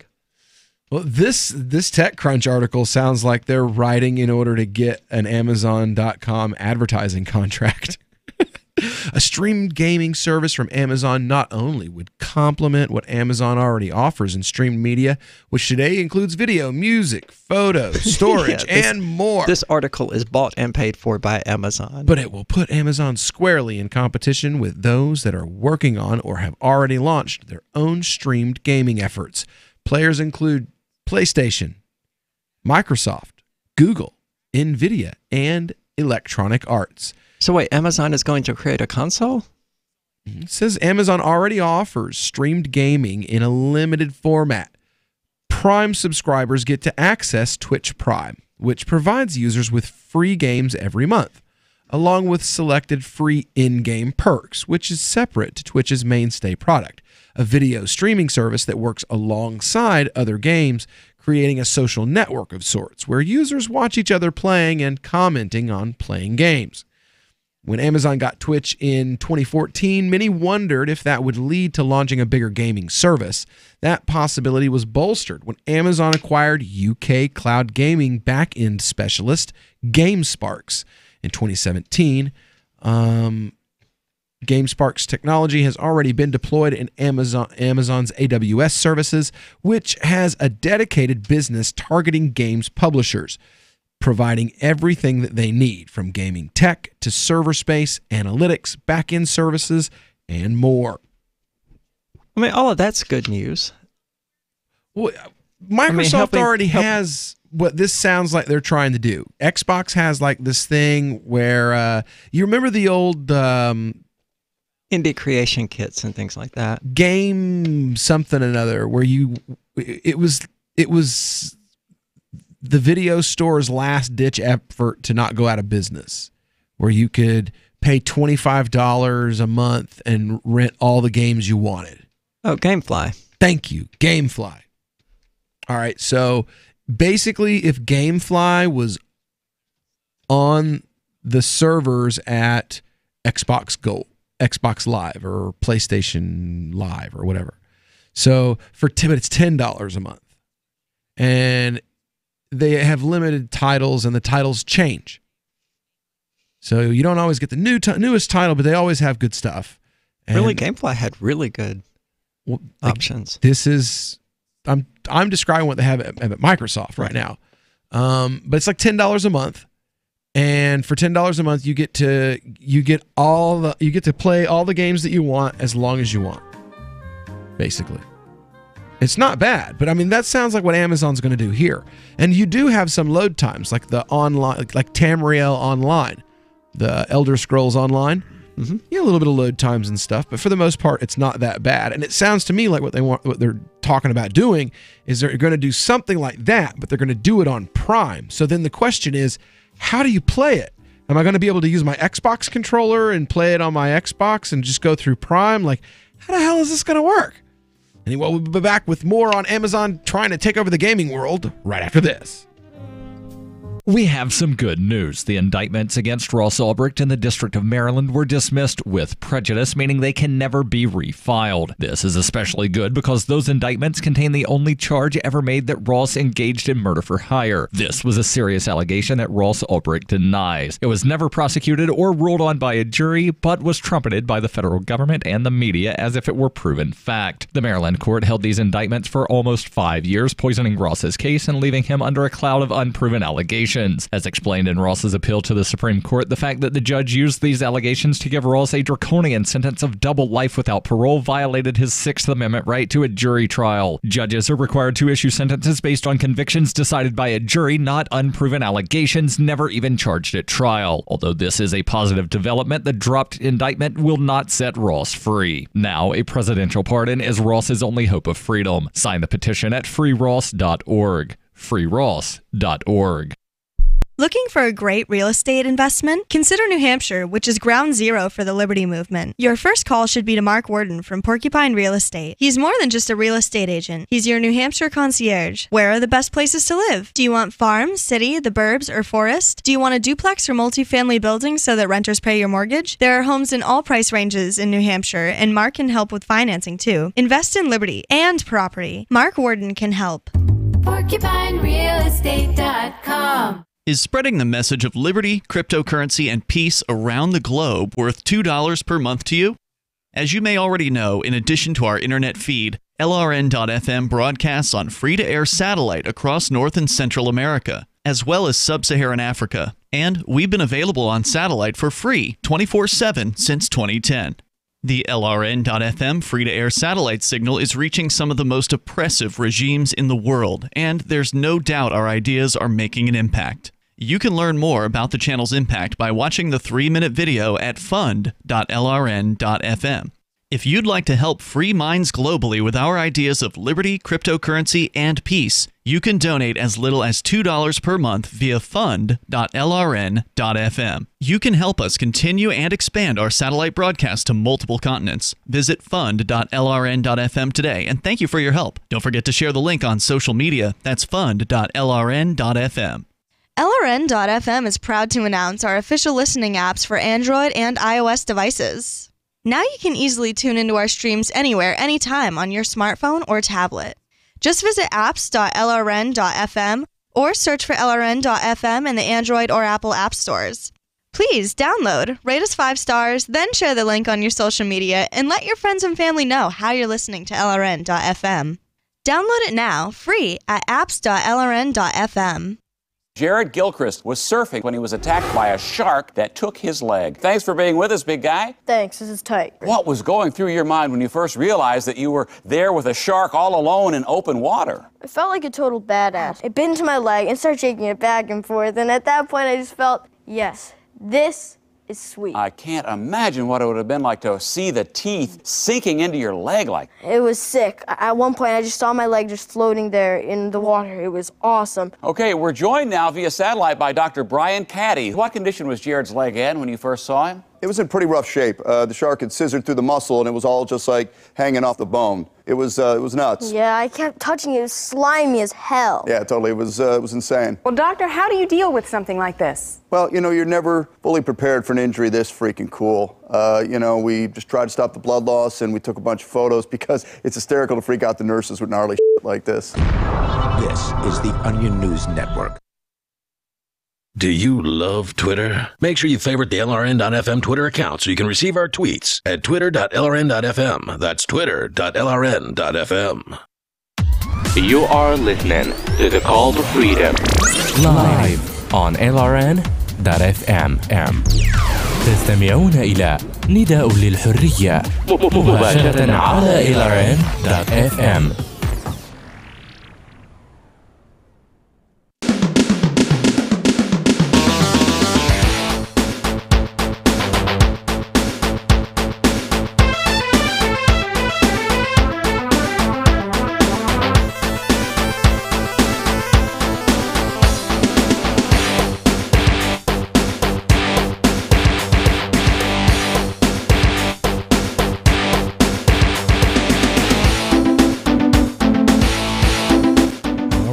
Back here to the Call to Freedom here on LRN.FM. Broadcasting live from the Horizon.Global studios here in beautiful Keene, New Hampshire. And I'm wondering, what kind of thing do you like to do in your spare time? Maybe have sex with prostitutes and then arrest them? How about busting people for drugs and then selling the drugs on the side for a nice little bonus? You ever wanted to enjoy the power of being a cop without all that pesky paperwork? Well, then you should try the Thin Blue Line game, produced by several members of the Libertarian Party Audacious Caucus. It's the only card game in the world that allows you to shoot someone and escape accountability with the magical phrase, "I feared for my life." Don't want to serve and protect? That's not a problem. Neither do cops. So just focus on your promotion by turning people into sources of revenue for your department, ultimately making your way to being chief of police. Shoot someone over a broken taillight. Harass peaceful people over arbitrary code violations. Typical cop stuff. Get it now at thinbluelinegame.com. Again, that's thinbluelinegame.com. Assault and batteries not included. By the way, Brian Ellison says, hi. So we are back here on the Call to Freedom's Crypto Hour here on LRN.FM.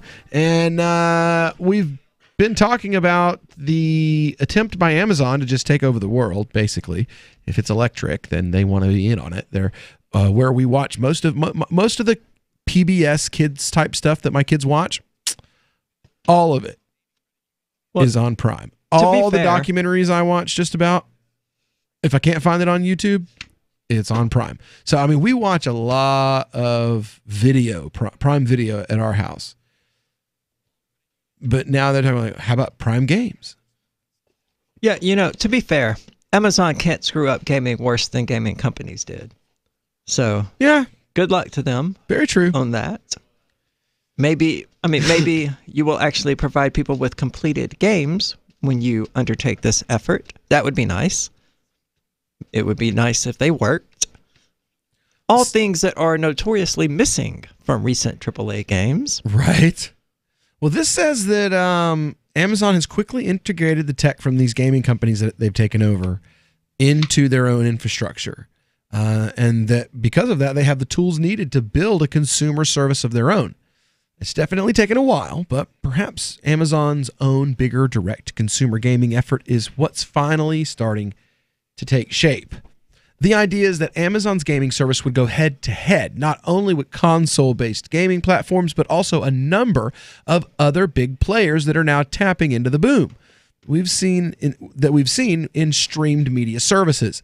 Consumers now have faster, more reliable, and cheaper broadband connections and are using them to replace legacy hardware and services in areas like music, television, and more. For those who are selling services in those other areas, and Amazon is one of them, by the way, by way of its Prime-fueled Amazon Music, Prime Video, and Fire TV service, providing a gaming platform not only could make the overall service more sticky, but it could attract new customers, new consumer Prime subscribers who might come specifically just for the games. Those are not the only weapons that Amazon has in its artillery. They have a really crappy anime streaming service that they've put out. I mean, as long as they do like YouTube and Google and keep them largely separate, I'm okay with it. But if they start this trend of, we're going to promote bundles. Not even that. We're going to promote people who stream our games on Twitch. We're going to give them precedence, and they're going to pop up more in your searches, and they're going to get previewed more. Yeah. I can't think of the word that I'm looking for. Yeah. As long as they don't do that, and they continue to treat it, based on actual popularity of the streamers and the games in question, then I'm okay with it. Says, let's see here. But I don't expect that of them. I expect them to blur that line and to say, okay, well, you're streaming one of our games, so we're going to send everyone an email, every Twitch user an email telling them to go watch your feed to reward you for your loyalty. Customer loyalty. Yeah. Oh my goodness. Ready Player One. Yeah. Loyalty centers. Amazon also has a bit of AI muscle, all the voice services that have completely excited consumers, and its work in augmented reality in media services beyond the Echo devices. In gaming, we're starting to see small moves there. Razer's integration of Alexa voice command to control its game console, but there's also ways that there are ways that you could imagine that technology being incorporated into actual gameplay, which could set Amazon apart from a very big field of competition.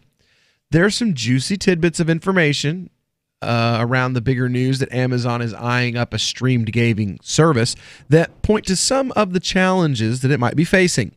It notes that Jason Killer, the executive who used to lead Hulu, at one point was being tapped to join Amazon, where he had worked previously to lead a new gaming effort. That's never come to pass, however. Perhaps one reason why a gaming platform has been such a long time in the coming. Another issue is getting games publishers on board to a service. For many, their bread and butter comes from the sale of games that are played on consoles, usually games that are specific to one particular proprietary console, like Lara Croft used to be, like Smash Brothers still is, like Mario in general still is, Pokemon. Anything made by Nintendo. Yeah, anything made by Nintendo. So a service that is constructed Netflix or Amazon Prime style, where a consumer pays a single monthly fee to access whatever content they want, when they want, that could eat into those margins. That lament is very familiar. It's the same one from the film and music industries, whose physical sales have been massively impacted by streaming services. In those cases, we've seen studios and labels gradually come around by way of licensing deals and simple market forces, so it will be interesting to see if that plays out the same way here. Also worth considering, Amazon's existing structure for Prime Video. Some films are free, including the growing selection of Amazon-produced content. But there are many shows and films that you can only watch if you pay a separate fee. Like we got the My Little Pony movie for my daughter. You could pay one price to watch it for a week, or you could pay another price that you just keep it on. It's a part of your, you can watch it whenever you want for as long as you have Amazon Prime. So I can see that totally working with games, you know? Yeah. Like I want to pay you $12 and I'll play it for a week. And then I'll beat it in a week, like you do most games. And then done. Or if I'm like, if it's an Elder Scrolls game and I want to beat it 4 ways, and I also want to beat it with each race, and then I want to, you know how you get with Elder Scrolls, and I'm going to see if I can beat it and not steal. And I'm going to see if I can beat it and not commit any crimes. And not be a stealth archer. And not be a stealth archer. I won't join the Assassin's Guild and get that armor right up front. I won't upgrade armor. We'll do it all in straight outfits and armor. You know, like whatever you can do. Then you pay to keep the game as long as you want. I see that working great with the gaming industry. I mean, we already do that. We buy the game, we take it home, we beat it, and then we trade it back in for store credit and get something else. That's what we already do. So why not just do it the easy way and stream the service and be done with it? Anyway, we'll be back with more on this whole thing about Razer and their new integration with Amazon's Alexa. What that might mean for you when we get back. Are you tired of governments murdering people around the world? Stop using their money. There is an alternative. Bitcoin is a stateless, free market, non-political currency. Bitcoin cannot be inflated or controlled by any government. By using their money, you are helping the state. Stop doing it. You have an incredible alternative available now. Learn it, use it, spread it. Get started with Bitcoin at bitcoin.com. That's bitcoin.com. Since time began, tyrants have taken aim at personal liberties. Now there's a movie that aims back. The government has no more right to tell us what to put in our bodies than they have to take our guns or tell us what books we can read. 6 drug police were eaten by bears while raiding a marijuana farm. On your knees, you dirty hippie! Jesus. On your knees! What's the problem, officer? Today, many cops who enforce pot laws do so only because it provides them with cushy jobs, good benefits, and a chance to push people around. I was an undercover narcotics officer. The drug war is nothing but a farce. The Second Amendment says you gotta keep you and your gat intact. Guns and Weed, The Road to Freedom. A film by Michael W. Dean and Nima Vadadi. DVD available now at gunsandweed.com or on Amazon. That's gunsandweed.com. Makes the perfect gift. Remember, that's gunsandweed.com. There are lots of ways to listen to Free Talk Live. Our podcast has been around since podcasts began, and now the FTL feed is loaded with content besides our full show archives. Did you know that we make it easy for you to customize your podcast subscriptions? We have different feeds, one that includes only our full shows, one with just the Daily Digest, and one with just the Edgington Post. You decide what you listen to. It's quick and easy to customize your feeds at feeds.freetalklive.com. That's feeds.freetalklive.com. I love My Magic Mud. I drink a lot of coffee. I had stains on my teeth. Then I found My Magic Mud, and I was told it would remove stains. So I paid attention when I brushed the first time. My Magic Mud is black tooth powder, and the difference it made in my teeth in one application was noticeable. With 4, my teeth were as white as you normal folks out there. Please go to mymagicmud.com and buy a jar. There's 150 applications for $25. You can use Bitcoin, mymagicmud.com.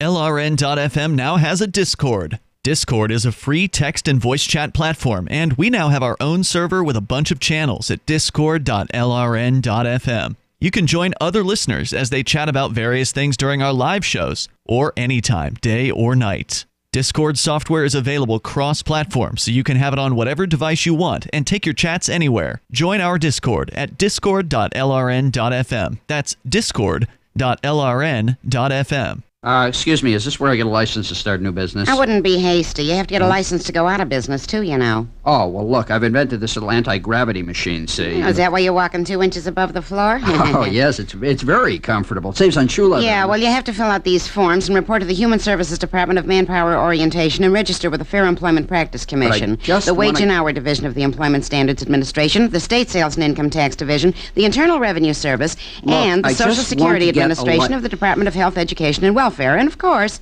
OSHA. OSHA? I thought that was a little town in Wisconsin. You'll find out. Say, floating around like that could be dangerous. Have you checked with the Consumer Product Safety Commission? Well, not yet. Come to think of it, you actually are flying, aren't you? Look, you need to go over to the Federal Aviation Administration and the Transportation... It's very hard to get anything done these days if you're in business, but free enterprise built this country. Think what could happen if we don't keep it free. A public service of this station and the Center for the Defense of Free Enterprise, Bellevue, Washington. Besides, we just can't have people floating about unregulated, you know.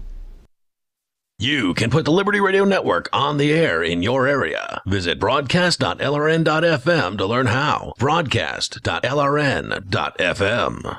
This is Angel Clark, and you're listening to The Call to Freedom on LRN.fm.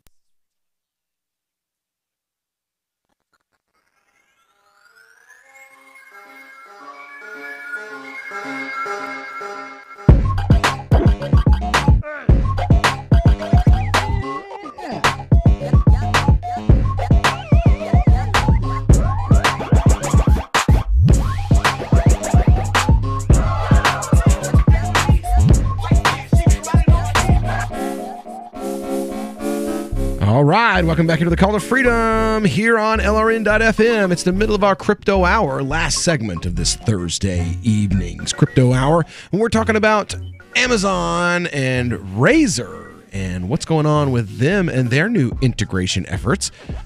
Amazon possibly launching a All Access, that's what it's called, Xbox All Access. Something similar to Xbox All Access, where you can play these games in a streamed version where you can just pay like a monthly or a yearly fee, and then they will let you stream the game. Well, we've got, whatever. Razer has announced that they're integrating Amazon's Alexa voice controls and haptic feedback into their gaming platforms. So, they make Razer makes high-end hardware and software specifically tailored for gaming enthusiasts, and they're adding a new with voice. more money than sense. Yes, and they're adding new voice and touch features to their platform to bring it into the quote next generation of computing and take the Razer gaming experience to the next immersive level. Today at CES, the company announced that it's going to be integrating Amazon's Alexa into its gaming platform to let users control certain aspects of the Razer gaming experience by voice, and it also announced a new range of devices it's calling HyperSense to provide haptic interfaces for its gamers. The Alexa integration will start to be rolled out in Q2 of 2019, with the HyperSense ecosystem only getting previewed with no launch date set at this stage. Razer is also making some strides in its efforts to expand the ubiquity of its ecosystem to more than just Razer products. The company said that its Chroma Connected Devices program, which brings in a new range of peripherals that can work with Razer machines. It now has 15 new partners and covers 300 different devices that can run Chroma-enabled games and apps. The Alexa integration is a signal of how Amazon has yet to build its own dedicated gaming hardware. It's been making some headway into that consumer sector regardless among the 100 million devices that now work with the voice assistant. Last September, Microsoft announced that Alexa would work with the Xbox One, the first big gaming console announcement for Alexa after making a little headway with Sony and the PlayStation Vue a year before. As with those two, it looks like the Alexa integration with Razer is more around controlling what happens around the game. You will be able to control voice control lighting effects, device settings, and so on, but it's not in-game actions themselves. Although you might consider that in-game controls could be the next step. I want a Harry Potter game where you just say Expelliarmus and it does the damn spell. That's what I want. I don't want the Kinect thing where you have to like flip your and it doesn't work. No, I just want to be able to yell it at the TV. That's what I want to do. I want to sit on the couch and yell at the TV and in the video game do what I want it to do. It'll be like that thing we've always wanted where you hit the thing and you go, no, jump farther, and it goes further instead. See, I don't want that, though. I don't have an issue using a controller or a keyboard and mouse. Well, no, I'm talking like, when we were kids and you'd try to jump over the thing and you wouldn't. Yeah, but I would still rather enough. just press A. I did press A, but it didn't look like I was going to make it, so I yelled at the TV, and the game did what I told it to do. That's what I want to see. I'm also distracted at the moment because I just found out why I haven't got my birth certificate from the state of Mississippi. Get this? Yeah. I have to send them a picture of a valid ID, which I can't get because I don't have my birth certificate. You're going to have to call them. Don't you love bureaucracy? I mean, that was how this entire ordeal started. Yeah. Was by me calling them and ordering it. But just looking into it, why haven't I gotten it yet? Because I'm kind of tired of getting pulled over. Yeah. That's the issue. They require additional verification of my identity. So I need to send them a photo of my valid license, which I don't have because I don't have my birth certificate. And your family won't send you the original birth certificate. They don't have the original, they claim. So how'd they get a copy? That's a good question. What did they photocopy, right? For real? I don't know. They don't have it now. Okay. Anyway, let's see here. Amazon would prefer to make itself exploring synergies between existing Amazon assets like its Twitch video network for gamers, its game apps, its immersive AI-based experiences that lean on augmented reality, and its growing family of Echo devices, some with screens. We're thrilled to work with Razer and provide customers a first-of-its-kind integration. It showcases how Alexa can enhance a gaming experience, says Pete Thompson, the VP of the Alexa voice service, in a statement. With Alexa, users can control compatible Razer peripherals while taking full advantage of other Alexa capabilities, including the ability to manage smart devices, access tens of thousands of skills, and more. In the case of Razer, the company is bringing Alexa into its ecosystem by way of its Razer Synapse 3 Internet of Things platform, which it uses to connect up Razer and third-party peripherals that a user might have set up to play. As Razer describes it, those wearing Razer headsets and mics can then be used to control compatible devices such as in-game lighting, mice, keyboards, and headsets. It's an amazing look forward for Razer into a future for gamers where the full potential of gaming gear is seamless, intuitively controlled through voice activation, synchronization, and connected cloud services, says the Razer co-founder CEO Min Liang Tan in a statement. The haptic developments, meanwhile, will also come by way of a partnership with third parties, in this case, two companies called Lowfelt and Subpack, as well as others that Razer's simply not disclosing at the moment. As with other haptic systems, the idea with Hypersense is not that diehard gamers will start installing wind machines, chillers, and strange smells in their living rooms, but the Razer wants to build and work with others. Smells is definitely a step too far. Yeah. For example, high-fidelity speakers and touch boards that will give the users the sensation of different experience. Okay, we're talking about sex video games at this point. I'm telling, it's got to be. It's touch boards. Well, that's what everybody's going to use the holodeck for once they finally invent it. Yeah. Let's just be real. That's what everybody is thinking every time they mention the holodeck. Yeah. Well, I mean, they talk about like building characters and I mean, gaming companies like Razer, they keep telling us that we want all of this. We want VR. We want voice control. We want haptic feedback. And I'm not sure. I do want VR. I just don't want it to make me throw up. I'm not sure gamers do want that. And I'm not sure that gamers actually want the holodeck experience. I mean, it sounds cool, but do you realize how much actual physical work that's going to be? Yeah. I mean, really. You can't just press a button. You have to actually run at the dragon. Yeah. You can't just I don't see people being interested in it. They might try it as a novelty like people have been doing with VR. But after the initial novelty wears off, I just don't see it happening. I'll go back to sitting on the couch and yelling at the TV through my Razer HyperSense headset. I'm not sure gamers want that either because I just don't see any advantage to it over using a controller or a keyboard and mouse. Well, they're saying what's wrong with this? Those. This has worked just fine for me for all of my life. I've never been in a position where I absolutely had to yell at the TV instead. Yeah. I mean, there's usually a button for it. Well, no, what are the gamer thumb? I'm sorry, when I get a new game that I decide I'm going to play, I get gamer thumb. The only one that ever did that to me was Super Meat Boy.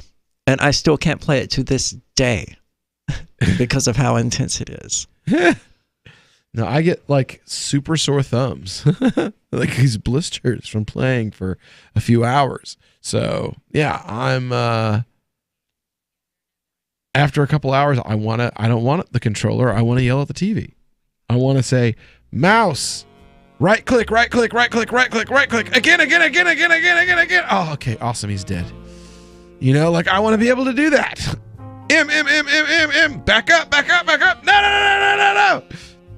I think it'd be awesome to play a video game like that. At least once. Well, I mean, there was SOCOM as far back as the PlayStation 2. That's right. Anyway, we'll be back after this.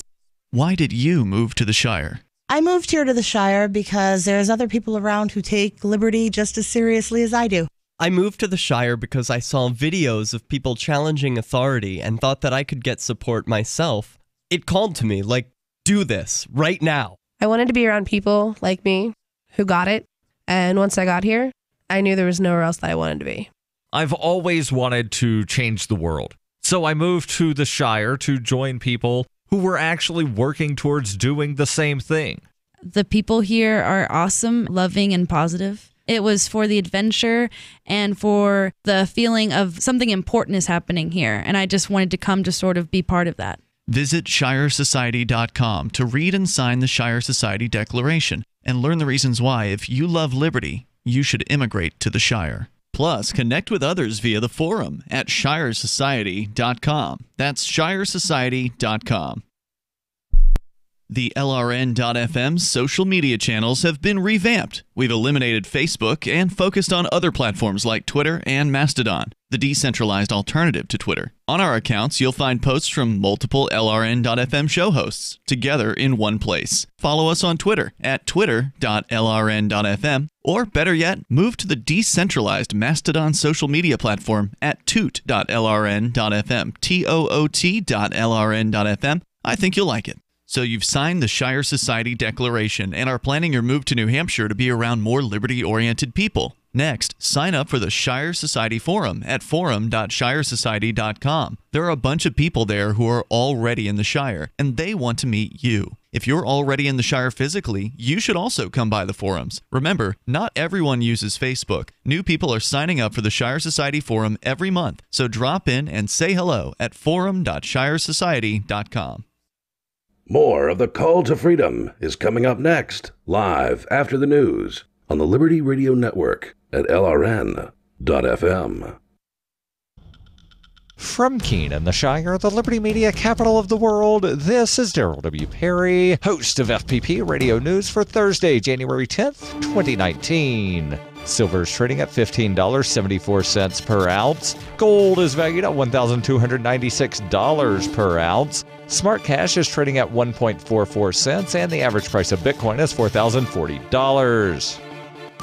Antiwar.com reports speaking in the Iraqi Kurdish capital of Erbil on Wednesday, Secretary of State Mike Pompeo dismissed the idea of Turkish threats of military actions against the Syrian YPG having any impact on the U.S. withdrawal from Syria. He said that the pullout would not impact a U.S. commitment to protect the YPG. Pompeo's position seems to be to overtly ignore the comments made by the Turkish President Erdogan on how no concessions can be made with respect to the YPG. Instead, Pompeo is insisting that Erdogan understands the U.S. determination to see the YPG protected and that he has made specific commitments in that regard. What was actually said is not entirely clear, but Pompeo has repeatedly made reference to Turkish promises to protect the Syrian Kurds. Erdogan, on the other hand, has said as recently as yesterday that Turkey cannot make any concessions on the YPG. In the end, Pompeo seems to be willfully ignorant on what Turkey is actually saying publicly with respect to the YPG, insisting that everything will fall into place without any suggestion of how this might happen. Taking Turkey at their word, the more likely scenario is that they follow through on years of threatening to invade YPG territory. The U.S. reaction will likely be minimal, publicly criticizing Turkey but ultimately not doing anything too serious to the NATO member. Born into a devastating world and raised among the crowd, the Cloudwalker assumes a new identity and begins the unrelenting quest for truth. In this epic journey, he discovers dark secrets about aspects of his previous life that he once trusted. Through the Journal of the Cloudwalker, he shares both the traumatic hardships and the eternal beauties of his experiences. Fueled in the beginning by his unsettling thoughts and emotions, he learns how to find peace with everything he has woken up to. Dear Society by the Cloudwalker is available from Amazon.com and all major bookstores. UPI reports food stamp recipients won't miss their February benefits even if the partial government shutdown continues, according to the U.S. Department of Agriculture on Tuesday night. The agency found a way to fund the USDA's Supplemental Nutrition Assistance Program, or SNAP, for 38 million Americans without new appropriations from Congress, according to a news release. January's payments went out, although the USDA's funding expired on December 21st. The shutdown of 25% of the federal government involves several agencies, including the USDA.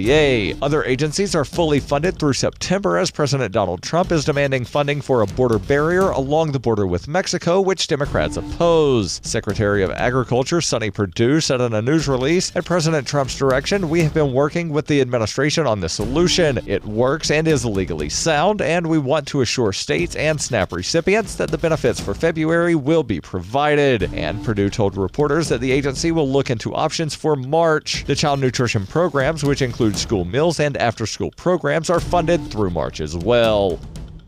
Smart Cash is a peer-to-peer digital currency that is fast, secure, and easy to use. Smart Cash also features smart rewards, a price stabilization mechanism, and a way to encourage long-term holding. Long-term holders are key to the project's success. You can earn smart rewards on any address for which you hold the private keys, which holds at least 1,000 smart for 1 month and does not make any outgoing transactions during that time. Smart rewards are distributed every 47,500 blocks to all eligible addresses. Learn more at smartcash.cc.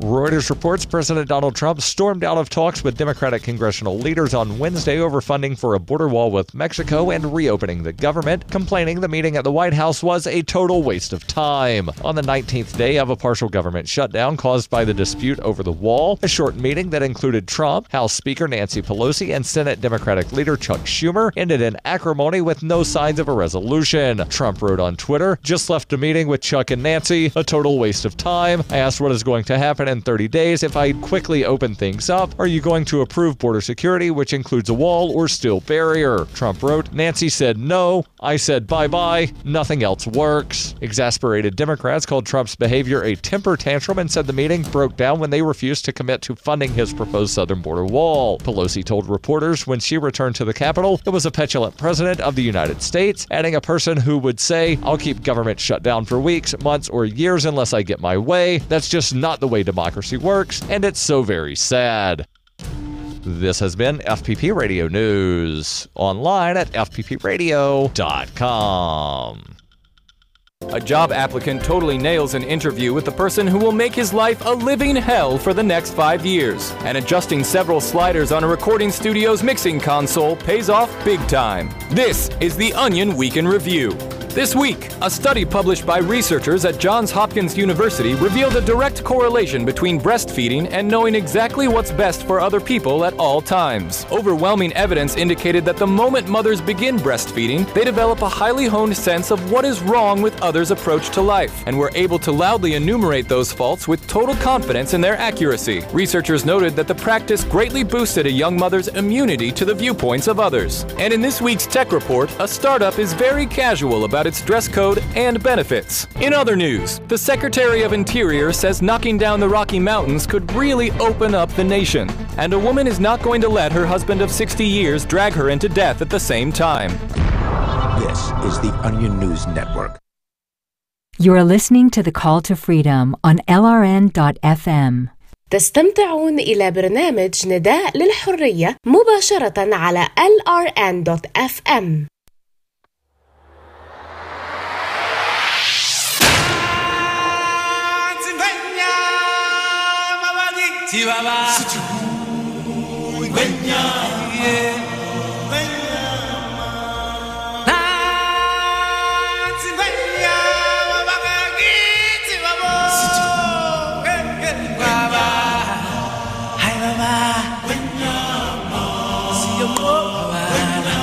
Lucid.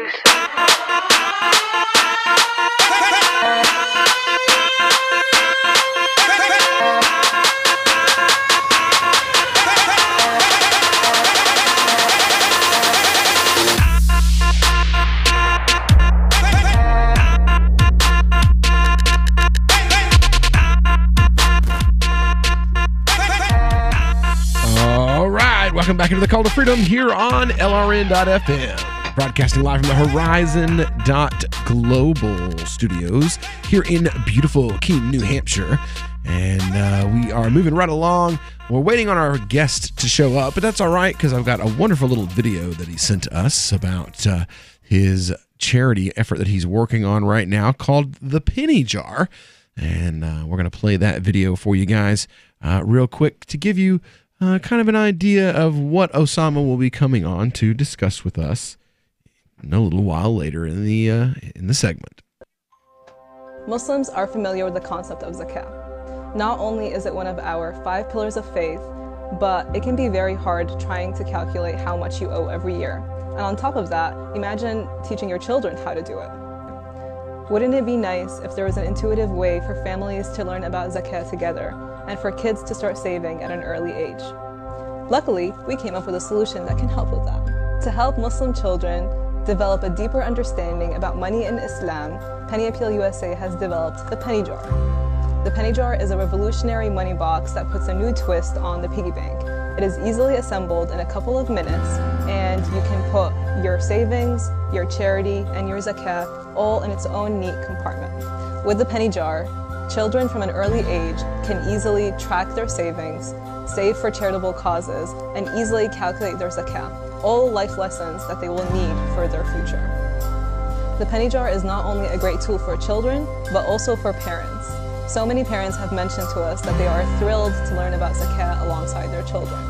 The Penny Jar is versatile and it can be used at home or in the classroom. I have no idea why it just cut that abruptly and then went to a totally different song in the background too. So basically, Osama, who's been on the show, like he was on our maiden episode. He's been on with you before. Oh, and there he is. That's we have Osama Saleh joining us right now. Assalamu alaikum. Can you hear me, brother? And now I can hear you. Oh, assalamu alaikum. Wa alaikum salam. How you doing? I am good. Alhamdulillah. We just played the video for the Penny Jar that you sent me before we had our talk about you coming on and to discuss it. So first of all, I guess let's cover a few bases for us because we're on the air in rural Texas and rural Illinois and rural Massachusetts. So some people have heard words here that they don't know. So first of all, explain for the audience, what is the zakah? All right, let me start a little bit even okay, more basic. Okay, sure. So the first thing that we found was that the American Muslim community, just like the wider society, is having trouble basically with teaching their kids to curb their consumerism. The idea of instant gratification is affecting all of us. There's just no exception. And so starting with this is how do we help kids build better money habits and look at money in a way that is more responsible. So that's kind of the first step, right? The second step is, okay, now that they're able to withhold some of their money and not spend the whole of it, right? Let's take some of this money and help them spend it on ways of good. So this is where charity comes in, and it plugs in nicely with the organization that is sponsoring this project, Penny Appeal USA. It's a charity-based organization, and they do a lot of projects here in the US and overseas. So, the charity aspects, and then zakat. And think of zakat as this is the portion of your money that basically the minimum amount of the money that needs to be taken out on an annual basis and be given in the ways that Allah subhanahu wa ta'ala, our God, has ordained. So money doesn't, it's not spent in all ways of charity. Basically, there are categories of people or causes that we're limited to, and it basically helps with the idea of letting go of our money, of purifying our wealth, of helping the money circulate. So I always think of zakat as this is the minimum amount on an annual basis that we need to give out as Muslims. But anything beyond this is basically open charity. You can just give your money to however you want. And honestly, now, charity would be the other word that you heard in the video earlier, sadaqah. Yes, sadaqah, exactly. So there's the savings, the sadaqah, which is the charity, is just basically any open form of generosity, and zakat. And one of the things about zakat is there are some rules around it. For example, if someone does not reach the minimum amount of savings, of wealth, they don't have to pay zakat. If someone has different forms of capital, the rules for zakat may be different for them than someone who is saving their money in kind of liquid form, just in the bank. So all of these different rules, have gotten a lot of Muslim folks a little bit intimidated, and they're not able to pass this on pass on the knowledge to their kids. So they themselves are having trouble kind of, how to calculate zakat. When am I zakat eligible? So we worked with one of the foremost authorities of zakat in the US, Sheikh Joe Bradford. He's actually from Texas. Yeah. And he helped us really simplify it so we can build that foundation for our kids. And they can, on annual basis, or, he said it's okay if we can, just for teaching purpose to have it on a monthly basis, take out a small percentage, so 2.5% of whatever they've saved and put it in zakat. Wow. Very cool. So when can you turn us down? Yeah, hold on. We're gonna have to mute that. So we had to mute your channel for a second, Osama. We're gonna need you to grab some headphones or turn us down because we're getting a feedback loop that's doubling up. So anyway, when we get back here on the Call to Freedom with Osama Saleh here, we're gonna talk about how you can get involved, where people can find this, where you can read about it, who all's involved in it, and how you yourself can get involved in helping get this project off the ground. So we'll be back with more Great Talk Radio with Osama Saleh talking about the penny jar when we get back here on The Call to Freedom here on LRN.FM.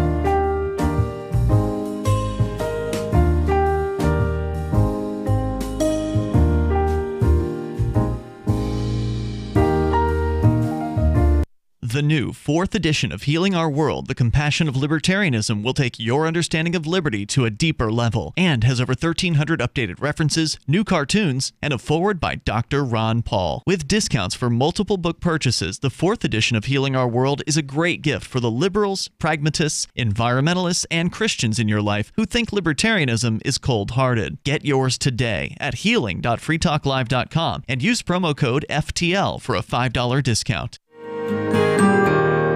So the protection of life, liberty, and property is what the Free State Project is all about. But it's an effort to move 20,000 people who understand. It's about demonstrating to the entire country that, yeah, we can have a free market, a truly free market. Making it just a freer, great place to live. It's the world's largest voluntarist libertarian community, and it's only getting bigger. That's amazing, to be able to move to a place where other people passionately believe in being free and independent. What the Free State Project is managing to do, though, is to put their money where their mouth is. It's physically getting up across the country and saying, let's go someplace and let's demonstrate the power of these ideas. There's a lot of kind of philosophy that surrounds liberty. There's a lot of thinking about it and talking about it. But here in New Hampshire, people are doing it. 101 Reasons Liberty Lives in New Hampshire, a documentary by Free State Project Early Movers. Watch it free at 101reasonsfilm.com. 101reasonsfilm.com. Imagine someone in your community getting in their car, turning on the radio, and hearing the Liberty Radio Network. You can make that vision a reality with your own micro radio station. Visit broadcast.lrn.fm to learn how you can put our programs on the air in your area. You can have LRN.FM running around the clock, and you can even add in your own local shows. Building a radio station is simple, but programming isn't. That's where LRN.FM comes in. Learn more at broadcast.lrn.fm. That's broadcast.lrn.fm. Cell 411 is a free app for Android and iOS that replaces government-controlled 911. Cell 411 allows you to preset a group of friends or private organizations to show up at any emergency. Cell 411 is a nightmare for the state because it proves their so-called services aren't needed. Cell 411 has had thousands of installs, and of course it's covered by the BIPCOT no government license. Cell 411 because your friends won't shoot you when you're in trouble. Without the government, who would build the emergency services? You and Cell 411. Get it today at getcell411.com. Did you know we've taken our LRN.FM telephone listen line to a new level with the LRN.FM audio on demand line? Now you can call 712-770-8447 anytime and listen to LRN.FM's live feed. And you can listen to a bunch of our original shows on demand. Long distance fees may apply. Just dial 712-770-8447 and choose from the menu. 712-770-8447. The easiest thing in the world for a reader to do is to stop reading, according to the late, great Barney Kilgore, who became managing editor of the Wall Street Journal in 1941 and grew the paper's circulation from 33,000 to 1 million by the 60s. And he'd be pleased to know that his paper is one of the few that people now pay to read online. Someone else pre-internet who realized that attention is fragile? Motown Records founder Berry Gordy. In the early 60s, when his label dominated the charts, he'd bring a dozen real people into the Hitsville, USA studios and audition songs. And he'd ask, if you were down to your last dollar, would you spend it on this record or would you buy a sandwich? Today, attention span seems like an oxymoron. For tips on cutting through the clutter, hit survivalspeech.com. I'm Holland Cook. Help get LRN.FM into more ears. Visit promote.lrn.fm for a free bumper sticker, flyers, banners, graphics, and more. Promote.lrn.fm. You are listening to the Call to Freedom on LRN.FM. आप सुन रहे हैं स्वतंत्रता की पुकार सिर्फ और सिर्फ LRN.FM पे।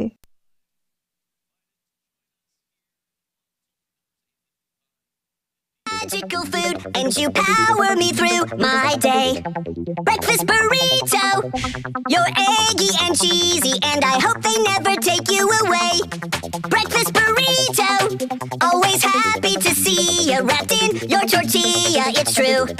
Breakfast burrito, I'm in love, I'm in love, I'm in love, I'm in love with you. Yum, yum, breakfast burrito. Yum, yum, breakfast burrito. Yum, yum, breakfast burrito. Yum, yum, breakfast burrito. Breakfast burrito. You're hot and you're yummy. You fill up my tummy with hugs. Breakfast burrito. You're easy to eat when I'm driving a car or a bus. Breakfast burrito. All right, welcome back into the Call to Freedom here on LRN.FM, broadcasting live from the Horizon.Global studios in beautiful Keene, New Hampshire. And I want a breakfast burrito now. It's the best bumper music ever. There's I'm going to have to eat before work now. I don't think there's anywhere to get a breakfast burrito, but unfortunately. Yay, I did it. You could probably get one at Cumberland Farms, but I mean, I don't know how much you would like yourself after an hour later. Yeah, I do have to work afterward. It's probably been there since like 6 o'clock this morning. Do they actually sell breakfast burritos there? I think they do, yeah. Wow. Breakfast burritos. They used to sell them at McDonald's. I'm putting that alongside gas station sushi as things that I won't eat. You can get them at McDonald's. Breakfast burritos? Yeah, I believe so. Don't they still have the... I don't know. They used to have them. I know they used to have them. I'd call them. Y'all got breakfast burritos still? I need one. They're breakfast wraps. They don't call them burritos. They call them wraps. Well, calling it a burrito is cultural appropriation. Oh, Lord have mercy. All right, so on the line with us, we've got Osama Saleh. He's with us discussing this project that, what is it? It's your wife, you and your wife that are working on it, right? Correct, and many other people. And many other My people. wife is the main person. Yeah. And it's called the Penny Jar. Correct. All right, so where did the idea originally come from? Like you and your wife have been talking about this for a while. Where did it come out of? Yeah, the idea came a few years ago when we were looking into educational tools for kids, and we came to similar tools that are available for everyone to use. And we figured if we can have something like this to customize it for the American Muslim community and provide an educational element for some of the more nuanced subjects that we're struggling with, would be great. And so it came to fruition, this year or last year, 2018. So. Very good. Very good. So if say you guys you're not in R&D anymore, you're in the let's get this thing funded and off the ground, right? Correct. And we have prototypes. We have a lot of educational material that near completion. It's just right now we are in the fundraising phase to get all of these material together and basically begin, just selling the initial phase and finalizing everything and just kind of officially launch.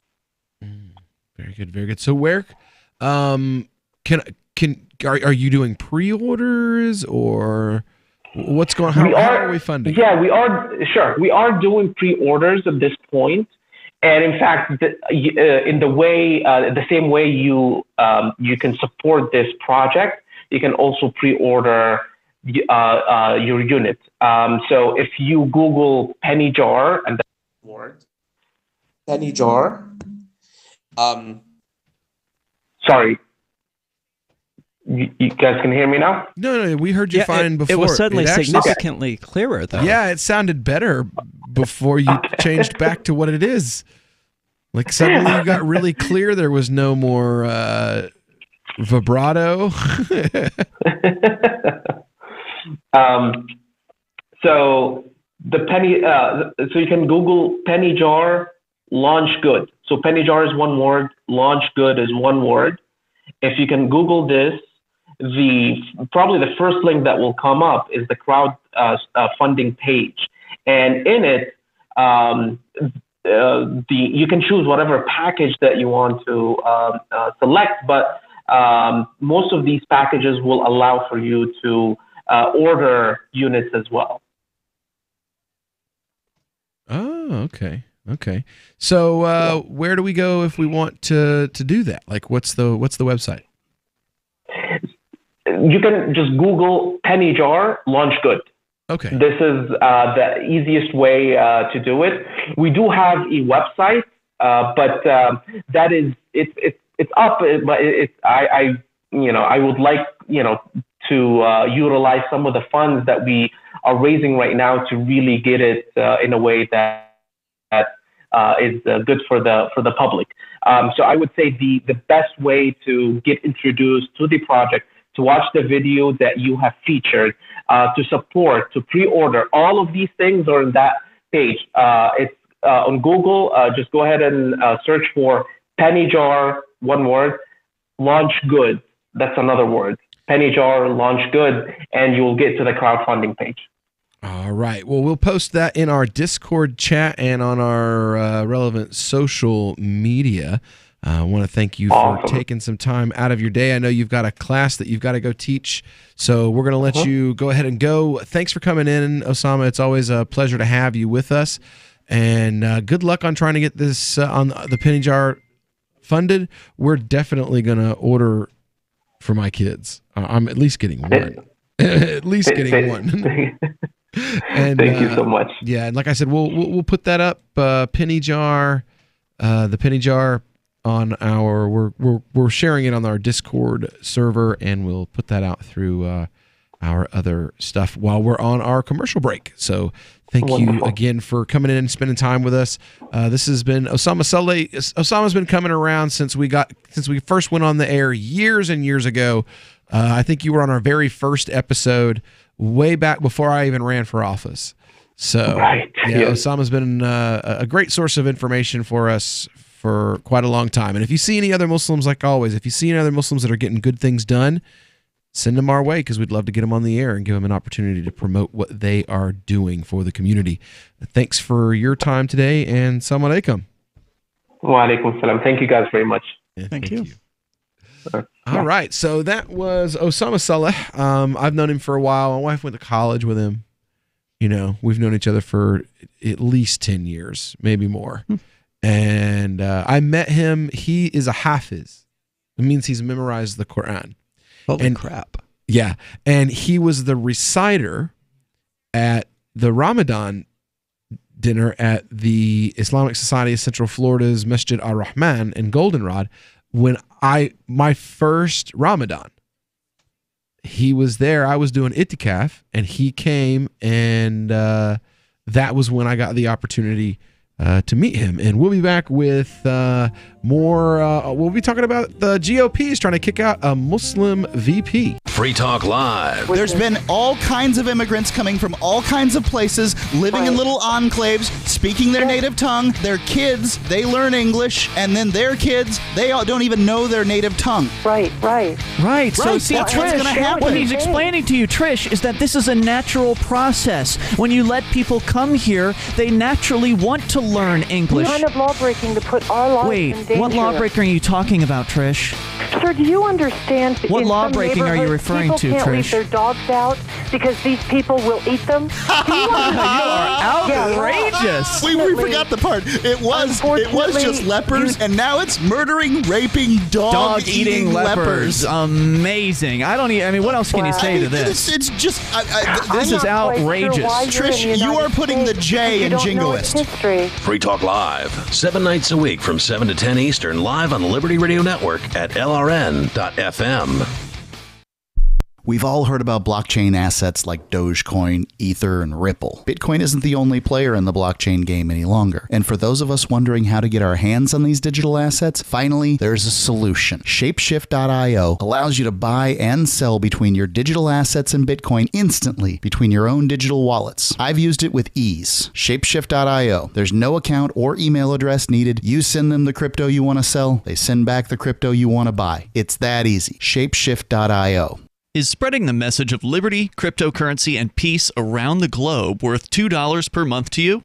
As you may already know, in addition to our internet feed, LRN.FM broadcasts on free-to-air satellite across North and Central America, as well as Sub-Saharan Africa. And we've been available on satellite for free 24/7 since 2010.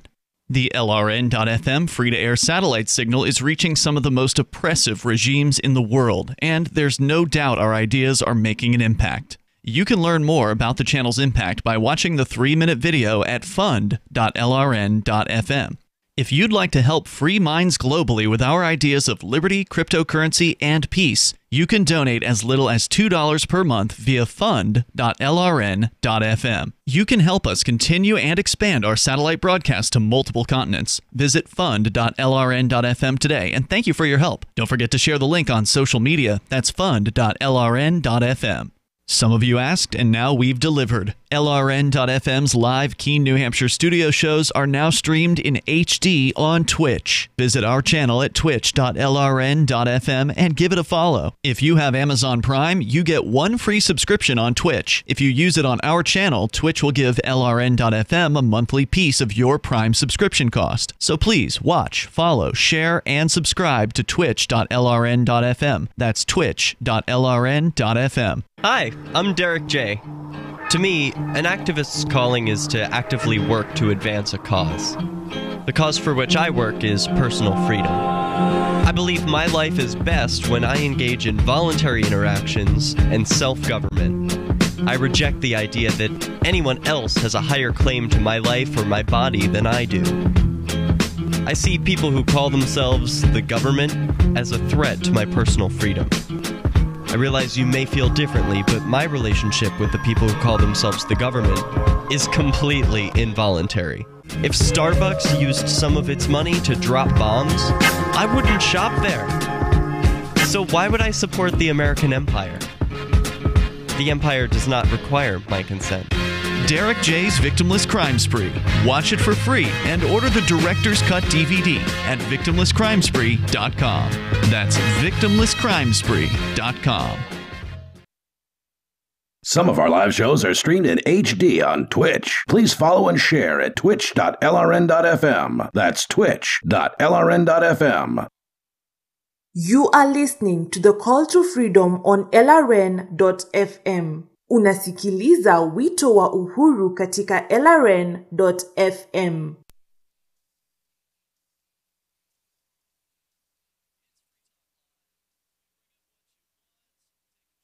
La ilaha illallah, la ilaha illallah, la ilaha illallah, la ilaha illallah, Muhammadur Rasulullah, Muhammadur Rasulullah, Muhammadur Rasulullah, sallallahu alayhi wa sallam.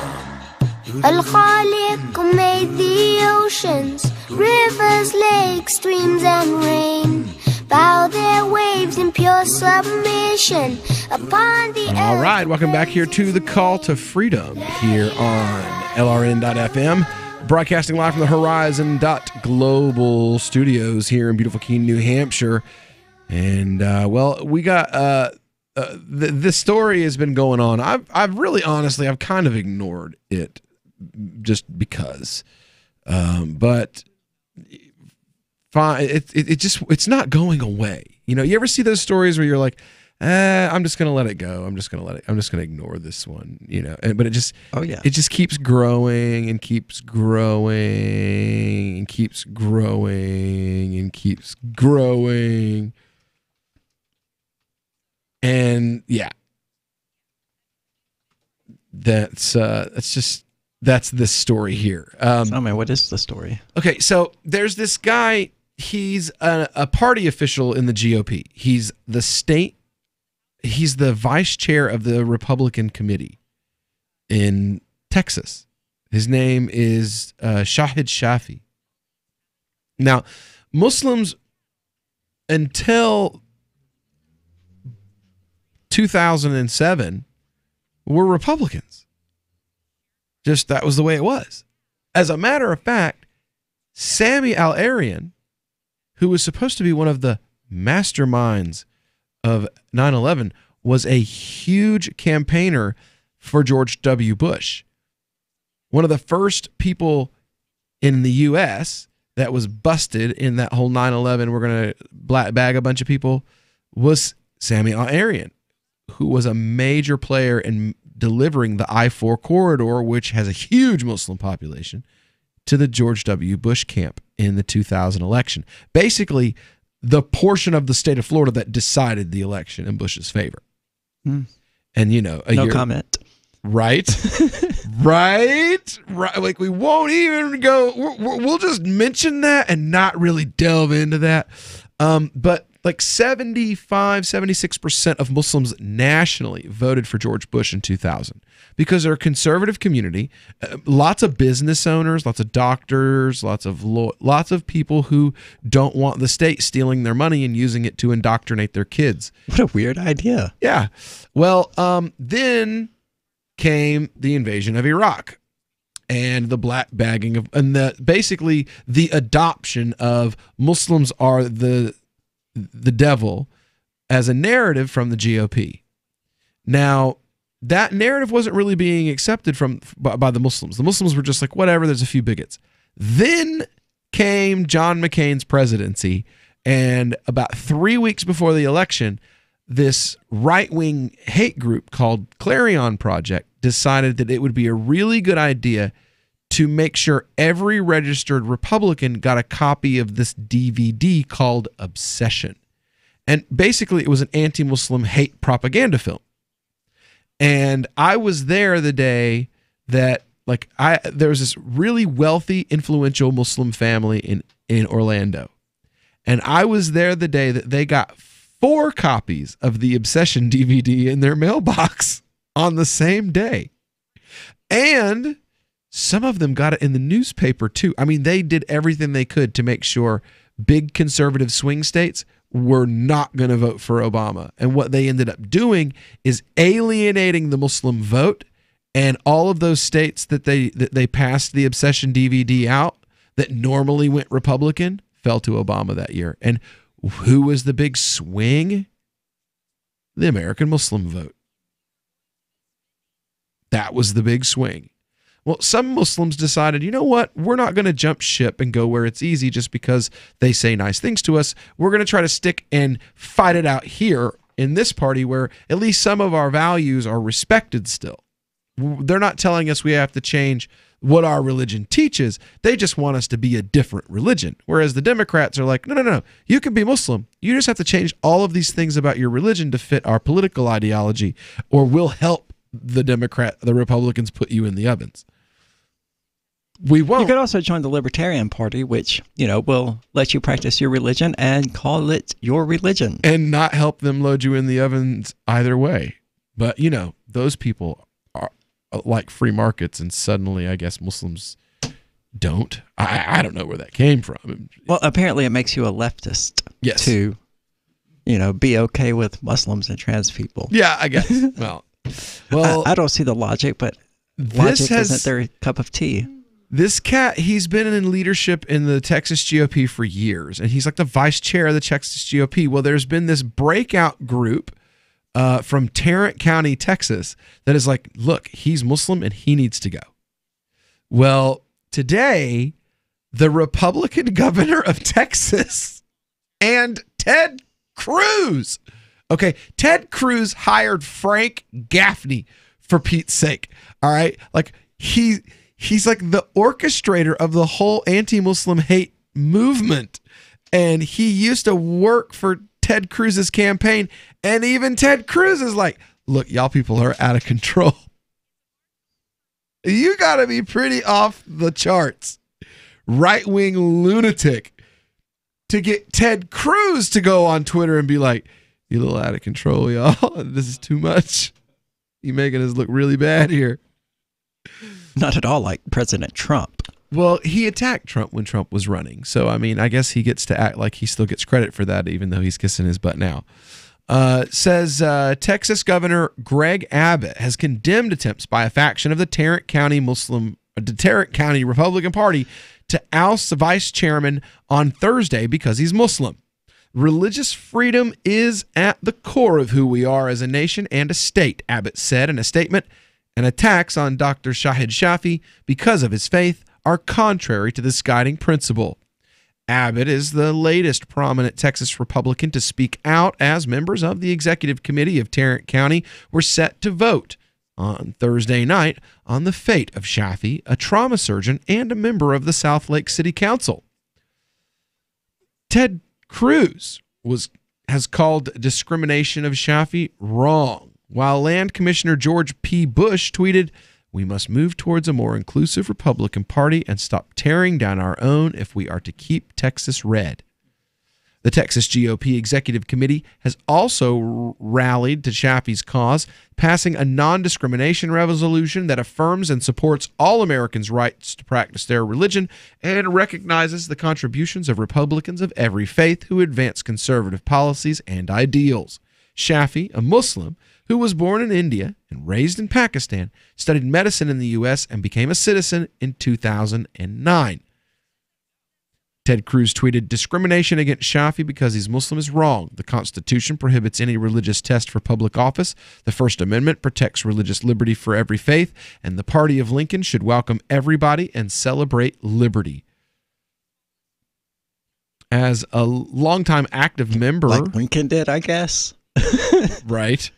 All right, I don't remember Lincoln doing much celebrating of liberty. No, he was too busy suspending habeas corpus and throwing reporters in jail who said and deporting things that he senators. Like, oh, he arrested the entire state legislature and the governor of the state of Maryland because they wouldn't allow him to ship troops through their state. So, yeah, not so much on the freedom thing with the Party of Lincoln. This is kind of par for the course for the Party of Lincoln to be true. Anyway, we'll be back with more on this story right after this.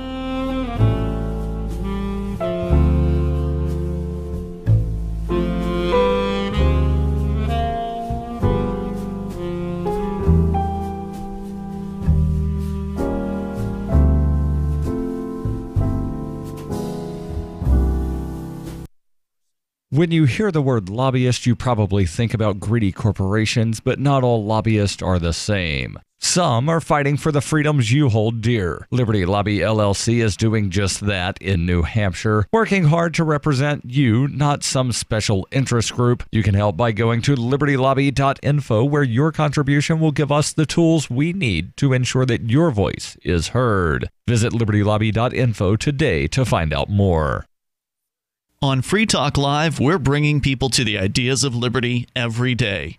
From wrestling superstars like Glenn Jacobs. You guys really are having an impact, I believe. Like I said, a lot of where I am now is due to listening to Free Talk Live. You changed my mind on some very important issues years ago. To random people tuning in on the radio. I was kind of stuck in the left-right paradigm. I heard your show by chance on a Saturday night. From there, I went on, joined the Free State Project, and become an amplifier. So, I mean, that's really the reason why I amp is because I know that if it wasn't for you guys being on as many stations as you are, I never would have found the ideas of liberty. Your amp will directly change more lives by getting Free Talk Live in front of people looking for talk radio online and on the air. When you amp Free Talk Live, you get perks like access to the AMP-only Facebook group and AMP podcast. Visit amp.freetalklive.com. Did you know you can listen to LRN.FM via our free-to-air satellite channels? We have channels over nearly all of North America and much of Africa. All you need is an affordable receiver and a dish as small as 30 inches. There are no monthly fees. Learn more at sat.lrn.fm. Plus, if you are a broadcaster or want to be one, this is a good delivery method for our content. See our coverage maps and get details at sat.lrn.fm. That's sat.lrn.fm. sat.lrn.fm.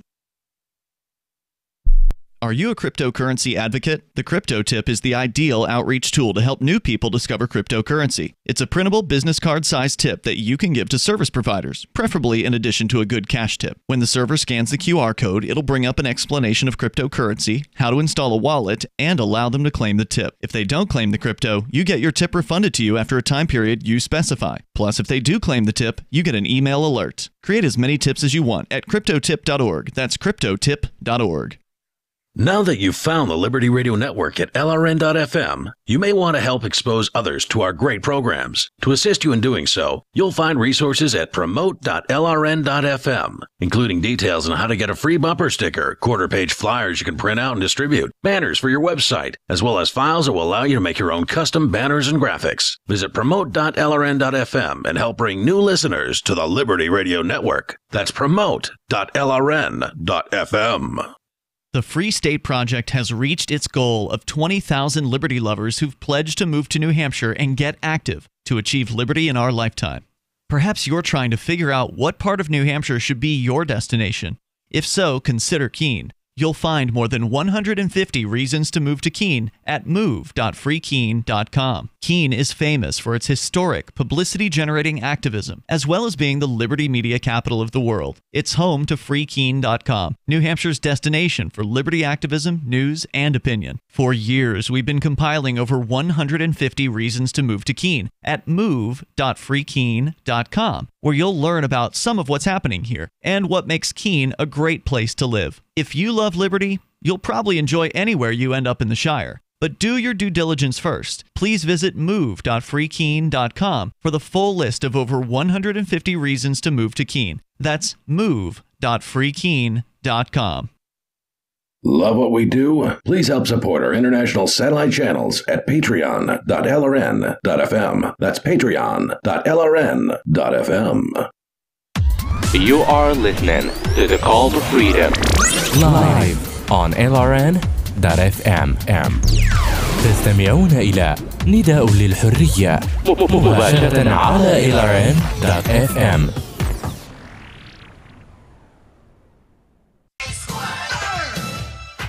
Wind, water, hot, go planet! By your powers combined, I am Captain Planet!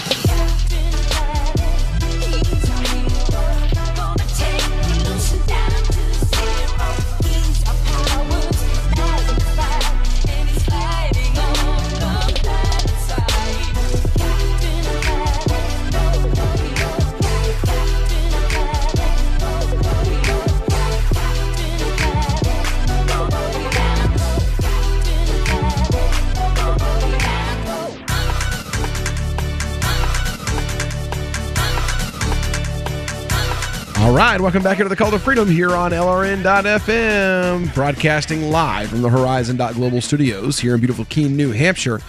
And it is time for our cannabis news segment. We had Osama on for 2 segments and totally just lost the fact that we weren't on segment 3. I wanted to actually cover this before, but we didn't get to it. Well, he had stuff to do. Well, yeah, he did. The new congressional marijuana bill,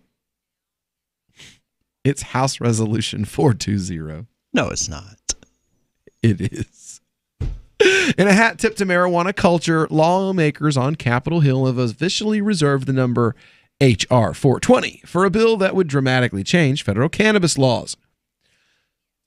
Of course, 420, a special number for marijuana enthusiasts who celebrate the plant extra hard every April 20th. The new bill filed in the House on Wednesday by Representative Earl Blumenauer, a Democrat from Oregon, is titled the Regulate Marijuana Like Alcohol Act. If passed, it would remove cannabis from the Federal Controlled Substances Act. While the bill number may be a bit tongue-in-cheek, the issue is very serious. Our federal marijuana laws are really outdated, out of touch, and have negatively impacted countless lives, Blumenauer said in a press release. Congress cannot continue to be out of touch with a movement that a growing majority of Americans support. It's time to end the senseless prohibition. This isn't the first time. You know, though, every time Congress or some state government talks about this kind of thing, I really do think about this tweet from this black dude who said, you know, it makes you a special kind of angry to hear these white people talking about all the money they're going to make, all their tax revenue and stuff like that. And your older brother was beaten to death in prison because he was serving a 25-year sentence for selling pot. Yeah. And yeah, but it's legalizing it now won't fix that. Not going to fix that, no. But it is definitely something that has to be brought up. Well, yeah, but you also have to acknowledge that it's not just the African-American community that was affected by these insane, like they literally... Well, by and large, it was. Obama just... I mean, documented since its beginning, it's disproportionately been used against black Americans. 2 years ago, 3 years ago, Obama commuted a sentence of a guy who was an old white guy. He'd been in prison for 22 years for cannabis. So, I mean, that's something that was happening. They didn't care what color you were. If you got caught with a bunch of cannabis, I mean, they specifically targeted black Americans. But once you were busted, it didn't matter. If you were driving with a pound of marijuana, my ex-wife's father-in-law faced no penalty. I mean, he was arrested but immediately bailed out. He had 5 joints on him. Where? When? Mississippi in 2011. But in 2011 in Mississippi, they weren't giving people life sentences for a handful of joints. Sure they were. In If you Texas were black. in the 70s, they were, and they didn't care who you were. I mean, Will, it's a documented fact that the drug war has been disproportionately used to affect black Americans. That may be true, but to say that... I'm not saying it hasn't affected white people, too. What I'm saying is that the argument that's being put forth there is that, well, it's bad for white people to profit because black people were targeted, but white people were also targeted. They were also put in prison. So, you know, if my cousin died in prison for a marijuana charge, that's no less of an injustice just because he was Caucasian. Right. And when I see people make points like that, to me, that's trying to make the argument that, you know, you're racializing the argument. Look, let's just legalize. Well, the drug war is inherently racial. It is, but let's just legalize. Let's get it done. Don't be like, true. why are we going to complain? Oh, I well, mean, hanging up on the past and how it was enforced is not going to help us move I'm forward. mad because 8 years ago this happened and now it's going to be legal. Well, you know what? That sucks, man. There were a lot of people that were lost to that. That's true. A lot of people were lost to the drug war. And you know what? Guess what? When we get done with this, there's still going to be a lot of people lost to the drug war because they're not talking about letting people out for other drugs. You know, they're just saying. And I think that is a critical part of the process. But they're also not letting people out for cannabis. Well, some states are. Some states are saying if you're convicted of cannabis, we're expunging your record. We're clearing California. Yeah, out of jail. California had done it, yeah. Out of jail and expunging your record unless you got caught since we legalized. And that means you were trading illegally when you had a legal option and you were stealing money from the government. So no, we're not going to expunge that from your record. No, that's the gravest offense. For real, yo. Let's see here. Yeah, they want the new cannabis bill to be the 420 bill. I think that's hilarious. That's the best thing I've seen ever. But I mean, I don't understand how they're doing this. I really don't. Because, I mean, it took a constitutional amendment for them to prohibit alcohol. So how can they just pass a bill to prohibit marijuana and then pass a bill to undo that prohibition? It took constitutional amendments. They're just going in regard to alcohol. Yeah, but they're just going to ignore that. That's what they've been doing. It's the DEA's regulation. Oh. You get it? See, we created the DEA, and the DEA isn't held or bound by the Constitution. So that's how you get to regulate without accountability and without any. So Congress has to declare it's a law. You know, but that was the DEA, and Nixon basically wrote the Substance Abuse Act. And they admitted later that the purpose was to target African Americans and anti-war activists. That was the purpose. They wanted to break up the anti-war movement, and they wanted to break up the civil rights movement, which meant most of the time that they were targeting the same individuals, black and white, because the white members of the anti-war movement were most often also a part of the civil rights movement. Oh yeah, and quite a lot of there was a lot of crossover between those two. Well, war is the most obvious violation of people's civil rights. So amen to that. Amen to that. So it's a shame it's no longer the case that the anti-war people and the civil rights people are on the same side. Not anymore. Outside of the Libertarian Party, anyway. Yeah, that those days are over because of Obama. See, that's one of the things that people are like, I think Trump's the worst president ever. I can't agree with that because Trump didn't do what Obama did. This is what Obama did. Obama came into office with a flourishing anti-war left and then the right. And what Obama did was he convinced the anti-war left that had been condemning George W. Bush for 7 years to support George W. Bush's policies. And then that just never changed. He left office and they're still not anti-war. And to me, that is worse than Orange Man say mean words. You know, like, oh, I want a wall. Well, yeah, but the Democrats are literally voting and offering a fence. Are they not functionally the same damn thing? Not if you ask Hillary. I mean, she's on video going, well, it wasn't a wall. We didn't call it a wall. We called it a fence. But functionally, it's the same thing. It's freaking identical. What is the difference here that a fence has see-through elements and a wall is solid? No, is that the only difference? The fence is just going to be metal posts with a gap between them that's too narrow to walk through so you can see through it. It's purposefully made so that you can see through it. Right, and the only difference between that and a wall is that you can't see through the wall, right? No. That's the wall that Trump wants. Is a fence. No, it's a wall that you can see through. Well, that's not a wall. That's a fence. I know. And the Democrats are like, we'll give you a fence. And he's like, nope, I want a wall. And I'm like, no, you don't. You both want the same thing. You both want the same thing. Why don't you guys just come together and admit that you both want the same thing? Oh, wait, I forgot. Because we're supposed to pretend that you people are different outside of arguing about what to spend my money on after you take it. Anyway, we'll be back with more Great Talk Radio tomorrow. Don't go anywhere, though, if you're in the mood for a little more. Right now, we got Free Talk Live coming up next.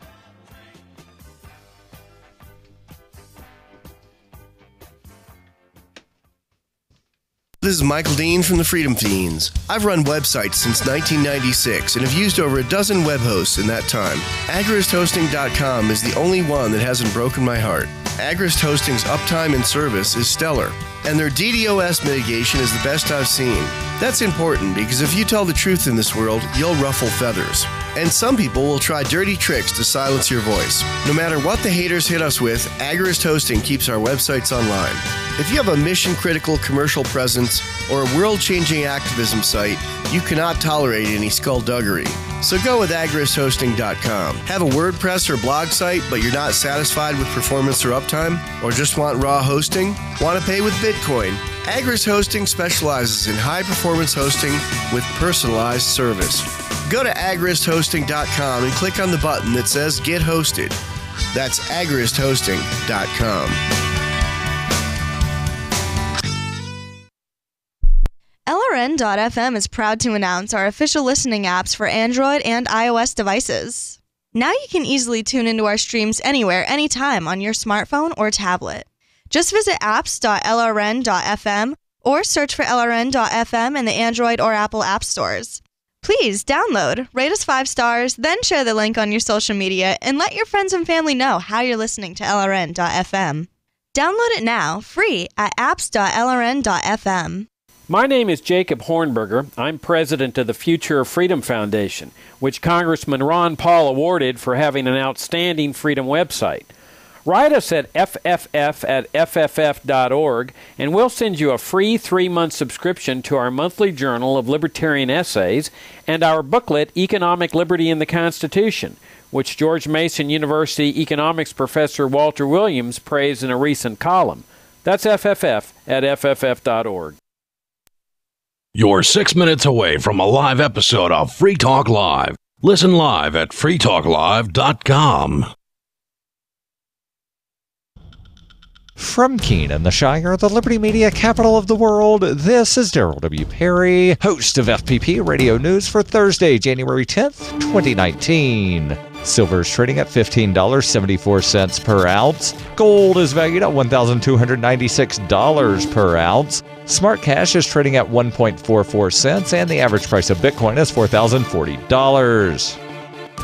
Antiwar.com reports speaking in the Iraqi Kurdish capital of Erbil on Wednesday, Secretary of State Mike Pompeo dismissed the idea of Turkish threats of military actions against the Syrian YPG having any impact on the U.S. withdrawal from Syria. He said that the pullout would not impact a U.S. commitment to protect the YPG. Pompeo's position seems to be to overtly ignore the comments made by the Turkish President Erdogan on how no concessions can be made with respect to the YPG. Instead, Pompeo is insisting that Erdogan understands the U.S. determination to see the YPG protected and that he has made specific commitments in that regard. What was actually said is not entirely clear, but Pompeo has repeatedly made reference to Turkish promises to protect the Syrian Kurds. Erdogan, on the other hand, has said as recently as yesterday that Turkey cannot make any concessions on the YPG. In the end, Pompeo's